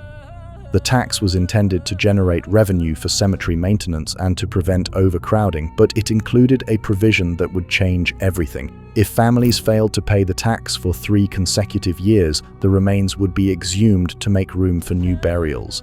The first exhumations began in the 1870s, as cemetery workers opened graves to remove the remains of those whose families could no longer afford the burial tax. What they expected to find were skeletal remains, bones picked clean by decades of burial in the earth. What they actually discovered left them speechless with amazement and wonder. Instead of skeletons, the workers found perfectly preserved bodies, their skin intact, their clothing undamaged, their facial features so clear that they appeared to be sleeping rather than dead. The unique combination of mineral-rich soil, low humidity, and excellent drainage had created conditions that prevented bacterial decomposition while slowly dehydrating the bodies, transforming them into natural mummies that were as well preserved as any created by deliberate mummification techniques. Word of the remarkable discovery spread quickly through Guanajuato, and curious residents began asking to see the preserved remains. The cemetery workers, recognizing that they had uncovered something extraordinary, began displaying the mummies in a small storage building on the cemetery grounds. What started as informal viewings for neighbors and friends gradually evolved into a more organized attraction as news of the preserved bodies spread beyond the city to other parts of Mexico and eventually to the international community. The collection grew steadily as more exhumations revealed additional naturally mummified remains. Each discovery added another face, another story, another glimpse into life and death in 19th century Guanajuato. There were wealthy merchants preserved in their finest clothing, their silk vests and gold jewelry intact after decades in the ground. There were humble workers still wearing the simple cotton shirts and leather aprons of their trades. There were women in elaborate dresses with intricate lacework, their hair still arranged in the fashions of their time. Perhaps most poignant of all were the children, tiny figures preserved with heartbreaking clarity, their small faces peaceful in eternal sleep. These young victims of disease and accident represented the harsh reality of infant mortality in an era before modern medicine, when families could lose multiple children to epidemics, accidents, and illnesses that are easily treatable today. One of the most famous mummies in the collection was that of a young woman whose preserved face seemed frozen in an expression of terror or anguish. Local legend claimed that she had suffered from catalepsy, a rare medical condition that can cause people to appear dead while they are actually unconscious, and that she had been buried alive only to awaken in her coffin. While modern medical examination has suggested other explanations for her expression, the story captured the public imagination and made her one of the most recognizable figures in the collection. Another notable mummy was that of a French doctor who had practiced medicine in Guanajuato during the middle of the 19th century. His body was discovered still wearing the formal attire of his profession, complete with a waistcoat, pocket watch, and the tools of his medical practice. The preservation was so complete that even the fabric of his clothing retained its original texture and color, providing a vivid snapshot of professional dress and medical practice during the period.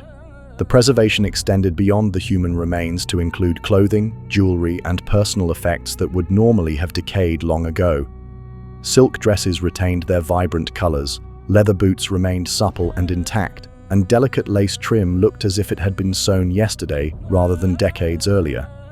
This exceptional preservation of organic materials provided researchers with unprecedented insights into 19th century Mexican material culture and daily life. As the collection grew and word of its remarkable nature spread, Guanajuato began to attract visitors from across Mexico and beyond who came specifically to see the preserved remains.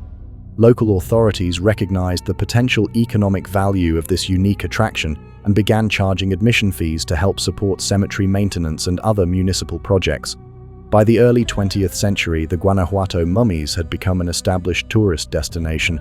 The scientific study of the Guanajuato mummies began as researchers became interested in understanding both the preservation process and what the remains could reveal about life in 19th century Mexico. Chemical analysis of the soil revealed high concentrations of sulfur, nitrates, and other mineral compounds that acted as natural preservatives, creating an environment hostile to the bacteria that normally cause decomposition. The preservation process worked by gradually dehydrating the bodies while the mineral-rich soil prevented bacterial growth. The arid climate and good drainage ensured that moisture was quickly removed, while the stable underground temperatures prevented the rapid decomposition that occurs in more variable environments. The result was a form of natural mummification that was both accidental and remarkably effective. Medical examination of the preserved remains has provided valuable insights into health, disease, and living conditions in 19th century Guanajuato. Many mummies show evidence of tuberculosis, which was a major killer during this period and spread rapidly in the crowded conditions of mining communities. Others display signs of workplace injuries related to mining operations, including broken bones that had healed improperly and lung damage from inhaling mine dust and other industrial pollutants. The dietary information preserved in the mummies has revealed patterns of nutrition and food security during different historical periods. Remains from epidemic years show evidence of malnutrition and food scarcity, while those from more prosperous times reflect better access to diverse foods, including imported goods that came through Guanajuato's extensive trade networks. Analysis of the clothing and personal effects has provided insights into fashion, textile production, and social customs during the 19th century. The variation in burial attire reflects the social and economic diversity of Guanajuato's population, from elaborate silk gowns worn by wealthy women to simple cotton garments worn by working-class families. Some people were buried in their finest clothes, while others wore everyday work attire, suggesting different customs and beliefs about appropriate burial dress. The international fame of the Guanajuato mummies grew throughout the 20th century as they were featured in books, documentaries, and films that introduced them to audiences around the world. The collection became one of Mexico's most famous tourist attractions, drawing hundreds of thousands of visitors annually who came to see these remarkable examples of accidental preservation. However, the popularity of the mummies has also raised important ethical questions about the display of human remains, particularly those of people who died in relatively recent times and whose descendants may still live in the local community. Unlike ancient mummies whose original cultural contexts are largely unknown, the Guanajuato mummies represent people who lived within living memory, making questions of consent and dignity particularly relevant. In response to these concerns, museum authorities have worked to present the collection in ways that respect the humanity and dignity of the preserved individuals while maintaining their educational and cultural value. Modern displays include historical context about the time period, information about the preservation process, and, where possible, biographical details about the people represented in the collection. Conservation efforts have focused on maintaining the environmental conditions that preserve the mummies while protecting them from damage caused by exposure to light, air pollution, and handling. Climate control systems maintain stable temperature and humidity levels, while special display cases protect the remains from environmental fluctuations that could cause deterioration. The study of the Guanajuato preservation phenomenon has contributed to scientific understanding of natural mummification processes and has applications in fields ranging from forensic science to archaeology. Researchers have used the collection to study how different environmental factors affect the preservation of organic materials, leading to insights that help in the conservation of archaeological materials and forensic investigations. Recent research has expanded our understanding of the social and cultural history of Guanajuato during the 19th century. Analysis of the mummies has revealed information about migration patterns, as some preserved individuals show evidence of having been born in other regions of Mexico or even other countries, reflecting the cosmopolitan nature of the mining city during its boom years. The genetic analysis of some mummies has provided information about the population history of central Mexico and the relationships between different regional populations. This research has contributed to our understanding of how human populations moved and mixed during the colonial and early national periods of Mexican history. The Guanajuato mummies continue to serve as a bridge between past and present, helping visitors understand the human dimension of historical events and social changes. Their accidental preservation has created an extraordinary opportunity to see 19th century Mexican life with unprecedented clarity and immediacy. Modern museum practices emphasize the educational value of the collection while addressing ethical concerns about the display of human remains. Visitors learn not only about the preservation process, but also about the historical context that shaped these people's lives, the diseases they faced, the work they did, and the communities they belonged to. As we continue to study and learn from the Guanajuato mummies, they remind us that history is not just about dates and events, but about individual human beings who lived, worked, loved, and died under circumstances very different from our own. Their preserved faces and clothing and personal effects provide a direct connection to the past that helps us understand our shared humanity across the boundaries of time and culture. The story of the Guanajuato mummies ultimately speaks to the power of accident and circumstance to preserve moments in time that would otherwise be lost forever. What began as a practical solution to cemetery management became one of the world's most remarkable windows into the past, offering insights into history, science, and human nature that continue to educate and inspire people from around the world.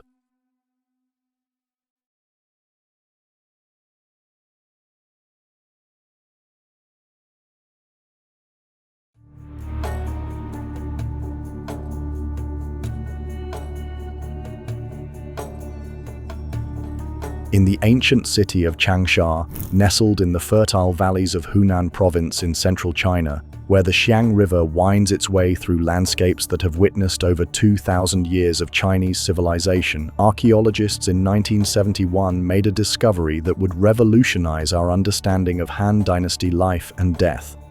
What they found beneath a seemingly ordinary hill would prove to be one of the most perfectly preserved human bodies ever discovered. A woman whose remains were so intact that her skin was still elastic, her joints still flexible, and her internal organs still recognizable after more than 2 millennia in the ground. The excavation began as part of a construction project, when workers preparing to build an air raid shelter encountered what appeared to be an ancient burial site. Chinese archaeologists, led by a team from the Hunan Provincial Museum, quickly took over the dig and began the careful process of uncovering what would prove to be one of the most significant archaeological discoveries in Chinese history. What they found was a tomb complex dating to the Western Han Dynasty, specifically to around 163 years before the Common Era. The tomb belonged to a woman known to history as Lady Dai, though her given name was Xin Jue. She was the wife of Li Kang, the Marquis of Dai, a nobleman who had served the Han court and been rewarded with lands and titles in this remote southern province. The tomb itself was a marvel of ancient Chinese engineering and craftsmanship. Constructed like a set of nested boxes, it consisted of multiple wooden chambers sealed within each other, each one designed to protect the precious contents from moisture, air, and decay. The outermost chamber was surrounded by layers of charcoal and white clay, materials chosen for their ability to absorb moisture and create an airtight seal. When the archaeologists finally reached the innermost chamber, they found Lady Dai's body wrapped in over 20 layers of silk garments and lying in a perfectly preserved lacquered wooden coffin. The preservation was so extraordinary that when they first saw her, some of the excavators thought they might be looking at someone who had died recently rather than over 2,000 years ago. Lady Dai's body was immersed in a mysterious reddish-brown liquid that had filled her coffin, creating what was essentially a natural preservation bath. This liquid, which scientists later determined was a mixture of mercury compounds and other chemical preservatives, had prevented decay and maintained the body's soft tissues in a state that defied belief. Her skin retained its elasticity, her hair was intact, and her internal organs were so well preserved that pathologists could perform a detailed autopsy using modern medical techniques. The preservation was so complete that Lady Dai's blood vessels still contained recognizable blood, and her stomach still held the remains of her final meal. Medical examination revealed that she had died at approximately 50 years of age from a heart attack, likely brought on by a combination of factors including obesity, high blood pressure, diabetes, and gallstones. The level of medical detail available from her remains provided an unprecedented window into the health and lifestyle of Chinese nobility during the Han Dynasty. Analysis of Lady Dai's stomach contents revealed her last meal in remarkable detail. She had eaten melon seeds just hours before her death, and her stomach also contained rice, wheat, and meat from various animals.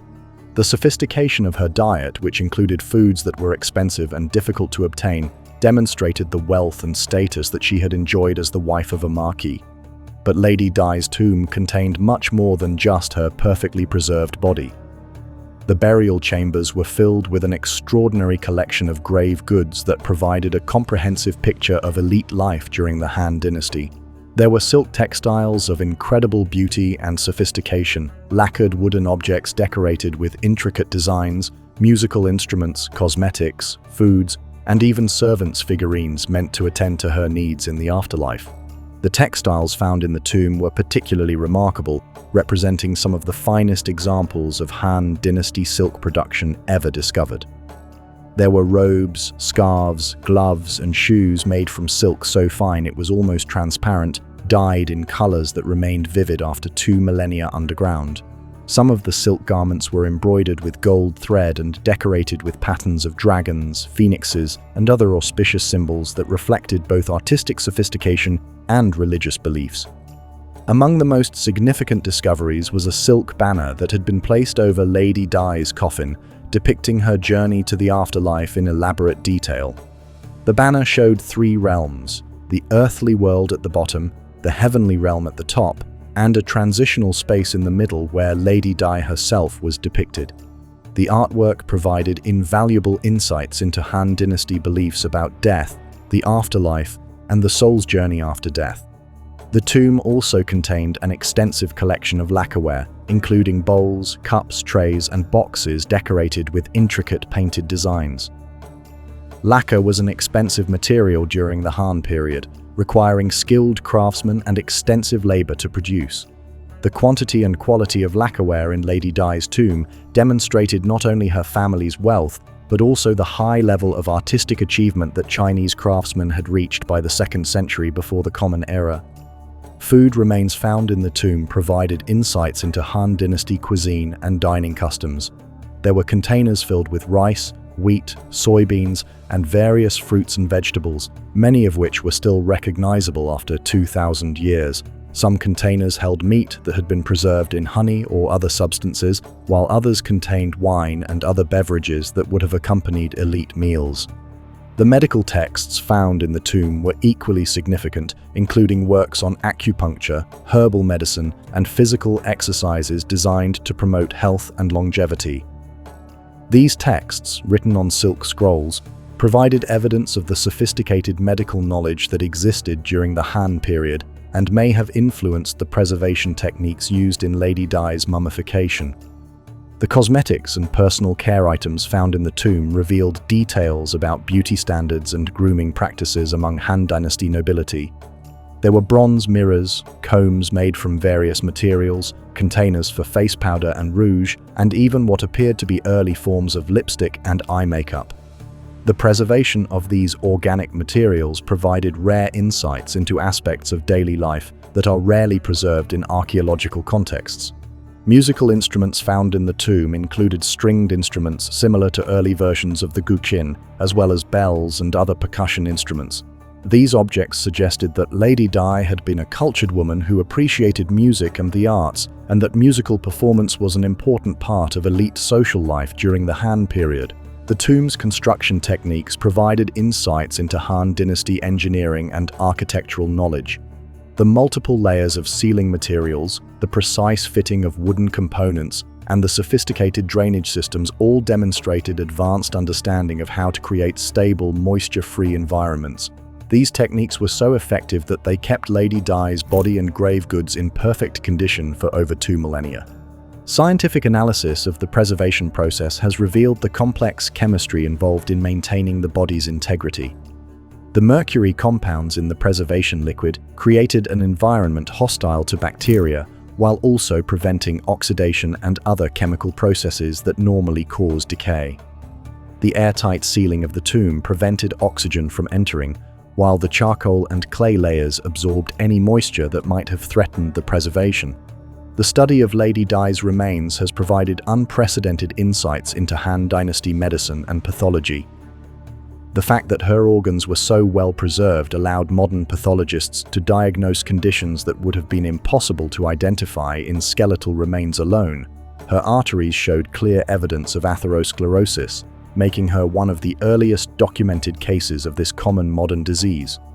Parasitological examination of her intestines revealed evidence of whipworm and other parasites that were common in ancient China, providing information about sanitation and public health during the Han period. The presence of these parasites, despite her high social status, suggested that even the wealthy were not immune to certain health problems that affected all levels of society. The textiles and other organic materials from the tomb have been subjected to detailed analysis that has revealed information about Han Dynasty trade networks and technological capabilities. Some of the silk showed evidence of having been produced using techniques that were remarkably sophisticated for their time, while dyes used to color the fabrics came from plants and minerals found across China and beyond. Isotope analysis of Lady Di's tissues has provided information about her diet and lifestyle throughout her life, not just at the time of her death. The results showed that she had access to a varied diet that included both local and imported foods, reflecting the wealth and extensive trade connections of her family. The analysis also revealed evidence of seasonal dietary variations and possible periods of food scarcity that affected even the wealthy. The preservation of DNA in Lady Di's tissues has allowed geneticists to study her ancestry and relationship to modern Chinese populations. While the DNA was degraded due to the age of the remains, enough genetic material survived to provide insights into population continuity and change in central China over the past 2 millennia. Modern conservation efforts have focused on maintaining the conditions that preserved Lady Di's remains, while also making them available for scientific study and public education. Her body is kept in a controlled environment that replicates the conditions of her tomb, with precise temperature and humidity controls that prevent further deterioration. The tomb contents have been distributed among several museums, with the most significant pieces housed in the Hunan Provincial Museum in Changsha. The displays provide comprehensive information about Han Dynasty life and death, while also explaining the scientific techniques used to study the remains and artifacts. Recent technological advances have allowed researchers to conduct increasingly sophisticated studies of Lady Di and her grave goods without causing damage to these irreplaceable materials. Three-dimensional imaging techniques have revealed internal structures and construction methods, while chemical analysis has identified materials and production techniques with unprecedented precision. The discovery of Lady Di has had a profound impact on Chinese archaeology and has contributed to a renaissance of interest in Han Dynasty culture and history. Her perfectly preserved remains have provided a level of detail about ancient Chinese life that would have been impossible to achieve through traditional archaeological methods alone. The ethical considerations involved in studying Lady Di are complex, involving questions about the appropriate treatment of human remains, the rights of descendants, and the balance between scientific knowledge and cultural sensitivity. Chinese authorities have generally supported continued scientific study while also ensuring that the remains are treated with appropriate respect and dignity. Lady Di's legacy extends far beyond her scientific value to encompass broader questions about preservation, mortality, and the human desire to achieve immortality through careful preparation for death. Her elaborate tomb and perfect preservation represent the ultimate achievement of Han Dynasty mortuary practices and reflect beliefs about death and the afterlife that were central to Chinese culture. The ongoing study of Lady Di and her tomb contents continues to yield new insights into Han Dynasty civilization and has applications in fields ranging from medicine to materials science. Her perfectly preserved tissues provide a unique laboratory for studying ancient disease patterns, while the preservation techniques used in her tomb have informed modern conservation practices. As we continue to learn from Lady Di's remarkable remains, she serves as a direct link to one of the great periods in Chinese history, when the Han Dynasty was establishing many of the cultural and political traditions that would define Chinese civilization for centuries to come. Her peaceful face, preserved by ancient chemistry and modern science, reminds us that despite the vast changes that have occurred over 2 millennia, the fundamental human experiences of life, death, and the desire to be remembered remain constant across time and culture.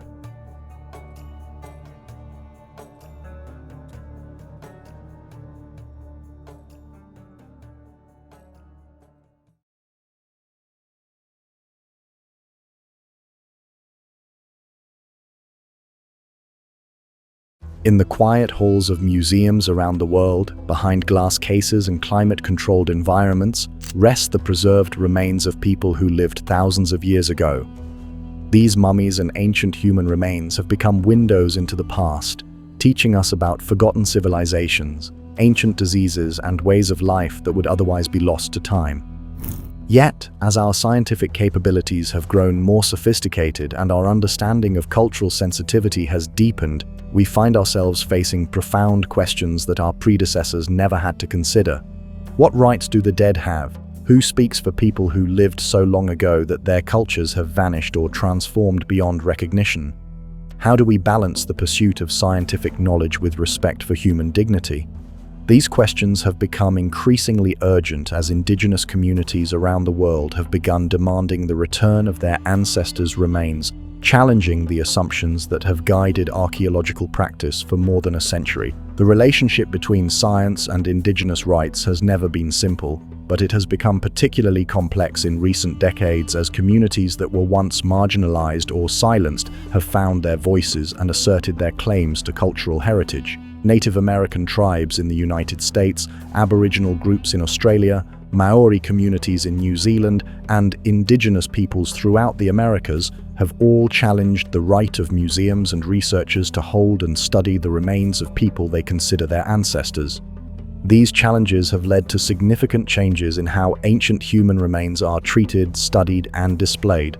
In the United States, the Native American Graves Protection and Repatriation Act, passed in 1990, required museums and federal agencies to return human remains and cultural objects to affiliated tribes. Similar laws have been enacted in other countries, fundamentally changing the relationship between indigenous communities and the institutions that house their ancestors. The repatriation movement has forced archaeologists and museum professionals to confront uncomfortable truths about the history of their disciplines. Many of the human remains in museum collections were obtained during periods of colonial expansion, when indigenous peoples had little power to resist the removal of their ancestors from traditional burial grounds. Grave robbing, while illegal when applied to European cemeteries, was often considered acceptable when the graves belonged to indigenous peoples or other marginalized groups. The story of Kennewick Man illustrates the complexity of these issues.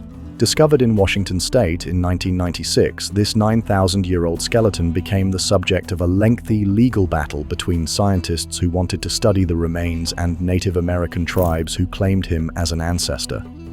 The case dragged on for decades, with scientists arguing that the skeleton was too old to be definitively linked to any modern tribe, while indigenous groups maintained that all ancient remains found on their traditional lands should be treated as ancestral and returned for proper burial.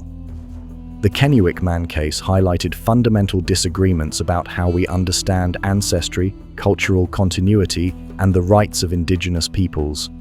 Scientists viewed the skeleton as a rare opportunity to understand early human migration to the Americas, while Native Americans saw it as the desecrated remains of an ancestor who deserved respectful burial according to traditional customs. The case was finally resolved in 2016 when new DNA evidence confirmed the skeleton's relationship to modern Native American populations, leading to its repatriation and reburial. Similar debates have occurred around the world. In Australia, the remains of hundreds of Aboriginal people held in museums have been returned to their communities for traditional burial. The Australian Museum in Sydney, once home to one of the world's largest collections of Aboriginal remains, has returned virtually all of its holdings to Indigenous communities, fundamentally changing its research focus and exhibition practices. In New Zealand, the relationship between Maori communities and museums has evolved through dialogue and mutual respect. The concept of guardianship, or kaitiakitanga in Maori, has been incorporated into museum practices, with Maori communities serving as guardians of their ancestors' remains while allowing limited scientific study under carefully controlled conditions. This collaborative approach has served as a model for other countries seeking to balance indigenous rights with scientific research. The repatriation movement has had profound effects on archaeological practice and museum operations. Many institutions have had to completely reorganize their collections, return thousands of objects and human remains, and develop new relationships with indigenous communities. While some researchers initially viewed repatriation as a threat to scientific knowledge, many have found that working collaboratively with indigenous communities has actually enhanced their research by providing cultural context and traditional knowledge that was previously unavailable. However, not all cases of ancient human remains involve clear connections to living communities. The Tarim Basin Mummies of Western China, with their European features and mysterious origins, present a different set of challenges. While local Uyghur communities have claimed them as ancestors, the genetic and cultural evidence is ambiguous, and the political sensitivities surrounding ethnic identity in Western China complicate any simple resolution. Similarly, the bog bodies of Northern Europe died so long ago that their cultural affiliations are unclear and their potential descendants are scattered across multiple modern nations. These remains raise questions about whether time itself creates different ethical obligations and whether very ancient remains should be treated differently than more recent ones. The ethical considerations become even more complex when we consider mummies that were deliberately preserved by their own cultures with the apparent intention of lasting forever. The pharaohs of Egypt were mummified with elaborate rituals designed to ensure their survival in the afterlife, but it seems unlikely that they anticipated their bodies would be unwrapped and studied by foreign scientists thousands of years later. Do their original intentions for preservation create different obligations than those that apply to accidentally preserved remains? Modern technology has created new possibilities for studying ancient human remains without causing damage or requiring unwrapping. Advanced imaging techniques such as CT scanning and magnetic resonance imaging can reveal internal structures, identify diseases, and even determine cause of death without physically disturbing the remains. Digital unwrapping techniques allow researchers to virtually peel away layers of bandages or clothing, revealing details that would have required destructive analysis in the past. These non-invasive techniques have helped address some ethical concerns by allowing study without damaging the remains, but they have not resolved all questions about consent and cultural sensitivity. Even non-destructive study raises questions about whether we have the right to peer into the private details of ancient people's lives, to diagnose their diseases, or to display images of their bodies without their permission. The development of ancient DNA analysis has created both opportunities and challenges for the ethical treatment of human remains. On one hand, genetic analysis can provide definitive evidence of relationships between ancient remains and modern communities, helping to resolve disputes about repatriation. On the other hand, DNA analysis is inherently destructive, requiring the removal of small samples from ancient remains, and it can reveal sensitive information about individuals and their descendants. The question of consent is particularly challenging when dealing with ancient DNA. Modern ethical standards require informed consent from living people before conducting genetic analysis, but ancient people could never have consented to having their DNA analyzed by future scientists using techniques they could not have imagined. Some indigenous communities have extended this concern to argue that DNA analysis of their ancestors violates traditional concepts of bodily integrity and spiritual beliefs about the treatment of the dead. Despite these challenges, many researchers and indigenous communities have found ways to work together that respect both scientific inquiry and cultural values. Collaborative archaeology, where indigenous communities are equal partners in research projects, has become increasingly common. These partnerships often result in research that is more comprehensive and culturally sensitive than work conducted by outside scientists alone. The Maori concept of guardianship has been particularly influential in developing new models for ethical research. Under this approach, indigenous communities maintain spiritual and cultural responsibility for their ancestors' remains, while allowing scientific study that benefits both researchers and communities. Research questions are developed collaboratively, and results are shared with communities in ways that respect their cultural values and knowledge systems. Education has become a crucial component of ethical practice in the study of ancient human remains. Museums have redesigned their exhibitions to provide cultural context for human remains, explaining not just what scientists have learned, but also how different communities understand and relate to their ancestors. Many institutions now include indigenous voices in their exhibitions, ensuring that multiple perspectives are represented. The training of new archaeologists and museum professionals now includes extensive education about cultural sensitivity, indigenous rights, and ethical practice. Students learn not just scientific techniques, but also the history of colonialism in archaeology, the importance of community consultation, and the legal frameworks that govern the treatment of human remains. International organizations have developed guidelines for the ethical treatment of ancient human remains, though enforcement remains challenging. The International Council of Museums has published ethical codes that emphasize respect for cultural values and the importance of community consultation. UNESCO has developed frameworks for protecting cultural heritage while promoting scientific research. However, the implementation of ethical standards varies widely between countries and institutions. Some nations have comprehensive legal frameworks governing the treatment of human remains, while others rely on voluntary guidelines or have no specific protections. This inconsistency can create conflicts when remains are held in one country but claimed by communities in another. Climate change has added urgency to debates about the treatment of ancient human remains by threatening archaeological sites around the world. Melting permafrost in Siberia and the Arctic is exposing new sites while also threatening existing ones. Rising sea levels endanger coastal archaeological sites, while changing weather patterns affect the preservation conditions that have maintained mummies and other remains for thousands of years. These environmental threats have created dilemmas about whether to excavate threatened sites to preserve scientific information or to leave remains undisturbed according to indigenous wishes. Some communities have chosen to allow archaeological excavation as the lesser of two evils, preferring scientific study to complete destruction by environmental change. The digitization of human remains and associated artifacts has created new possibilities for access and study, while also raising new questions about ownership and control. Three-dimensional scanning can create detailed digital records that allow worldwide access to ancient remains without requiring physical transport or handling. However, questions remain about who controls these digital representations and how they should be shared. Virtual reality and other emerging technologies promise to make ancient human remains more accessible to researchers and the public, while potentially reducing the need for physical access to actual remains. These technologies could allow immersive educational experiences that respect cultural sensitivities while still providing opportunities for learning and research.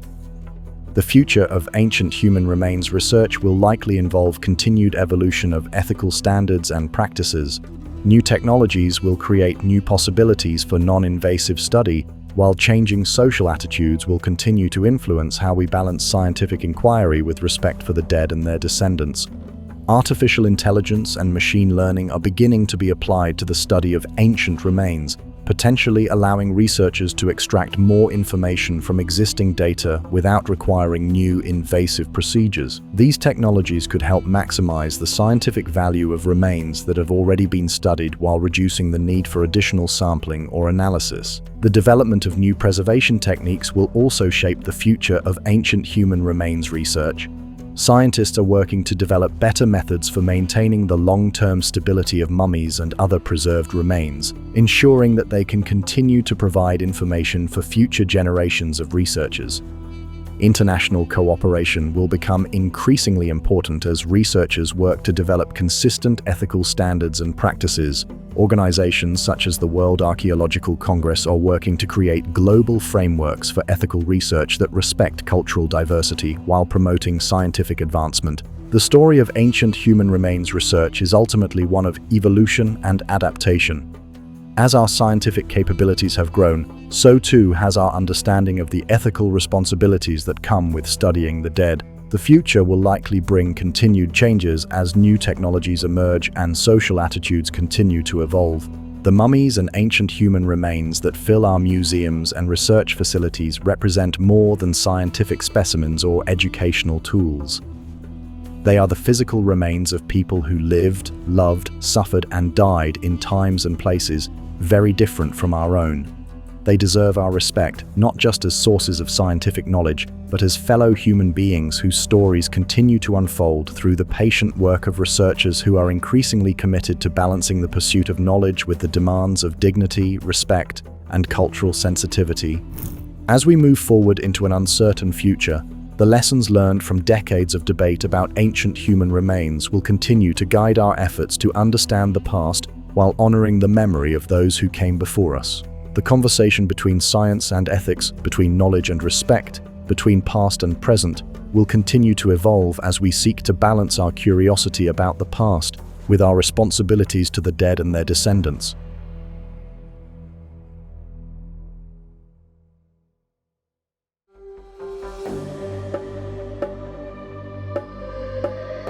As our journey through time draws to a close, and the stories of these remarkable preserved lives fade back into the quiet chambers where they rest, we are left with something profound and lasting. In the darkness behind our closed eyes, we can still see their faces. Ötzi's weathered features marked by violence and mystery, Toland man's peaceful expression contradicting the rope around his neck, the Chinchorro children lovingly reconstructed by hands that refuse to let death be the final word. These are not mere artifacts or curiosities displayed behind glass for our wonder and amazement.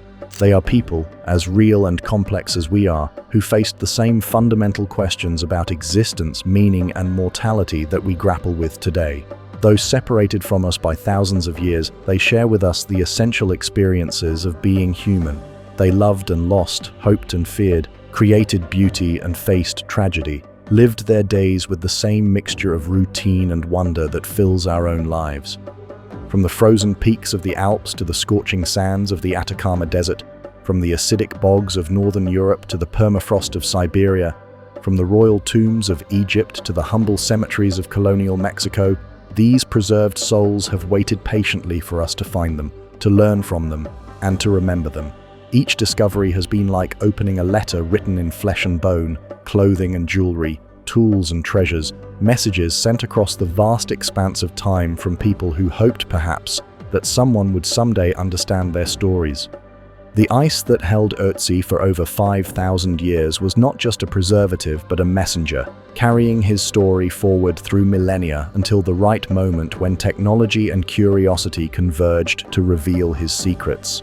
The dry desert air that mummified the Chinchorro peoples was not merely an accident of geography, but a gift that allowed their revolutionary preservation techniques to survive long enough for us to marvel at their ingenuity and skill. The peat bogs that transformed Iron Age Europeans into leathery monuments to ancient violence speak to us of a world where life and death, sacred and profane, were understood in ways that challenge our modern sensibilities. These bog bodies, with their haunting expressions and mysterious deaths, remind us that human nature has always contained both tenderness and brutality, wisdom and folly, hope and despair. In the high mountains where Inca children sleep their eternal sleep, we encounter the awesome power of faith and the lengths to which human beings will go in service of their deepest beliefs. Their peaceful faces, preserved by altitude and cold, speak to us across 5 centuries of the complexity of human religious experience and the universal desire to touch something greater than ourselves. The elaborate tombs of Chinese nobles like Lady Di, with their perfect preservation and extraordinary grave goods, remind us that the human desire to defeat death through careful preparation and loving remembrance is not unique to any single culture or time period. Her flexible skin and intact organs, preserved by ancient chemistry, bridge the gap between past and present in ways that make history immediate and personal. Even the accidental mummies of Guanajuato, preserved by the unique geological conditions of a Mexican hillside, tell us important stories about life, death, and community in times of epidemic and social change. Their unintended preservation has given us insights into colonial Mexican society that we could never have gained from written records alone. The nomadic princess of the Altai Mountains, with her elaborate tattoos and rich grave goods, speaks to us of sophisticated cultures that flourished in some of the world's most challenging environments. Her preserved remains remind us that human creativity and cultural complexity are not dependent on cities or agriculture, but can flourish wherever human beings choose to make their homes. Each of these discoveries has changed our understanding not just of the past, but of what it means to be human. They have shown us that our ancestors were not primitive or simple, but were complex people who developed sophisticated technologies, created beautiful art, and grappled with the same essential questions that occupy us today. They loved their children, honored their dead, sought meaning in their lives, and hoped that something of themselves would survive beyond the grave. But perhaps most importantly, these preserved lives have taught us about our responsibilities to each other, both living and dead. The ethical questions raised by their study have forced us to confront difficult truths about consent, respect, and cultural sensitivity. The repatriation movements that have returned many remains to their communities have reminded us that science, no matter how noble its goals, must always be balanced with human dignity and cultural values. The technologies that allow us to study these ancient people without damaging their remains represent not just scientific advancement, but moral progress. Every CT scan that reveals internal structures without unwrapping bandages, every chemical analysis that identifies preservatives without destroying tissues, every DNA study that establishes ancestry without requiring large samples, represents our growing ability to learn from the past while respecting those who created it. As we face our own uncertain future, with climate change threatening archaeological sites around the world and social changes challenging traditional approaches to studying the past, these ancient voices offer both warnings and hope. They remind us that human beings have always been adaptable, creative, and resilient in the face of challenges that seemed insurmountable. The Chinchorro people, living in one of Earth's harshest environments, developed the world's first artificial mummification techniques through patience, skill, and determination. The bog body cultures of Iron Age Europe created complex societies and rich artistic traditions despite political instability and environmental challenges. The nomadic peoples of Central Asia built sophisticated cultures that connected distant civilizations through trade and cultural exchange. These examples from the past suggest that we too can find ways to adapt to the challenges of our time while preserving what is most valuable about human civilization. The care and reverence with which ancient peoples treated their dead, the sophisticated technologies they developed with simple tools, and the beautiful art they created under difficult circumstances all offer inspiration for our own efforts to build a better world. The scientific techniques that have revealed so much about these ancient lives continue to evolve, promising even greater insights in the future. Artificial intelligence may help us extract more information from existing data without requiring new invasive procedures. Virtual reality may allow us to experience ancient worlds in ways that were previously impossible. New preservation techniques may help us protect archaeological sites from climate change and other threats. But technology alone will not determine the future of ancient human remains research. The most important developments will likely come from continued dialogue between scientists and communities, from growing recognition of indigenous rights and cultural values, and from our evolving understanding of what it means to treat the dead with dignity and respect. The faces that look out at us from museum displays and research facilities around the world are not just windows into the past, but mirrors that reflect our own humanity. In their preserved features, we see our own hopes and fears, our own struggles with mortality, our own desire to be remembered and understood by future generations. As we continue to study these remarkable preserved lives, we must never forget that they were once as alive as we are now, filled with the same capacity for joy and sorrow, love and loss, creativity and destruction that defines the human experience. They dreamed dreams we can only imagine, spoke languages we may never fully understand, and lived in worlds that existed only once and can never be recovered except through the patient work of archaeology and the miraculous accidents of preservation. Their stories remind us that every human life, no matter how ancient or distant, carries within it something unique and irreplaceable. Every preserved face represents thousands of days of ordinary life, moments of happiness and sadness, relationships formed and lost, hopes fulfilled and dreams abandoned. These are the echoes of the ancients, reverberating across time to remind us of our shared humanity and our common journey through the mystery of existence. Tonight, as you drift towards sleep, perhaps you will carry with you some small portion of their stories, some fragment of their experiences, some echo of their voices speaking across the centuries. In remembering them, we honor not just their individual lives, but the entire human story of which we are all a part, a story that began in the distant past and continues through us into an uncertain but hopeful future. The mummies and ancient human remains that have shared their secrets with us represent more than scientific specimens or educational tools. They are our ancestors in the broadest sense, fellow travelers on the human journey who face the same fundamental challenges we face today. Their preservation, whether intentional or accidental, has given us an extraordinary gift: the opportunity to look directly into the faces of the past and see reflected there our own eternal questions about life, death, and the meaning of our brief time on this ancient and ever-changing earth.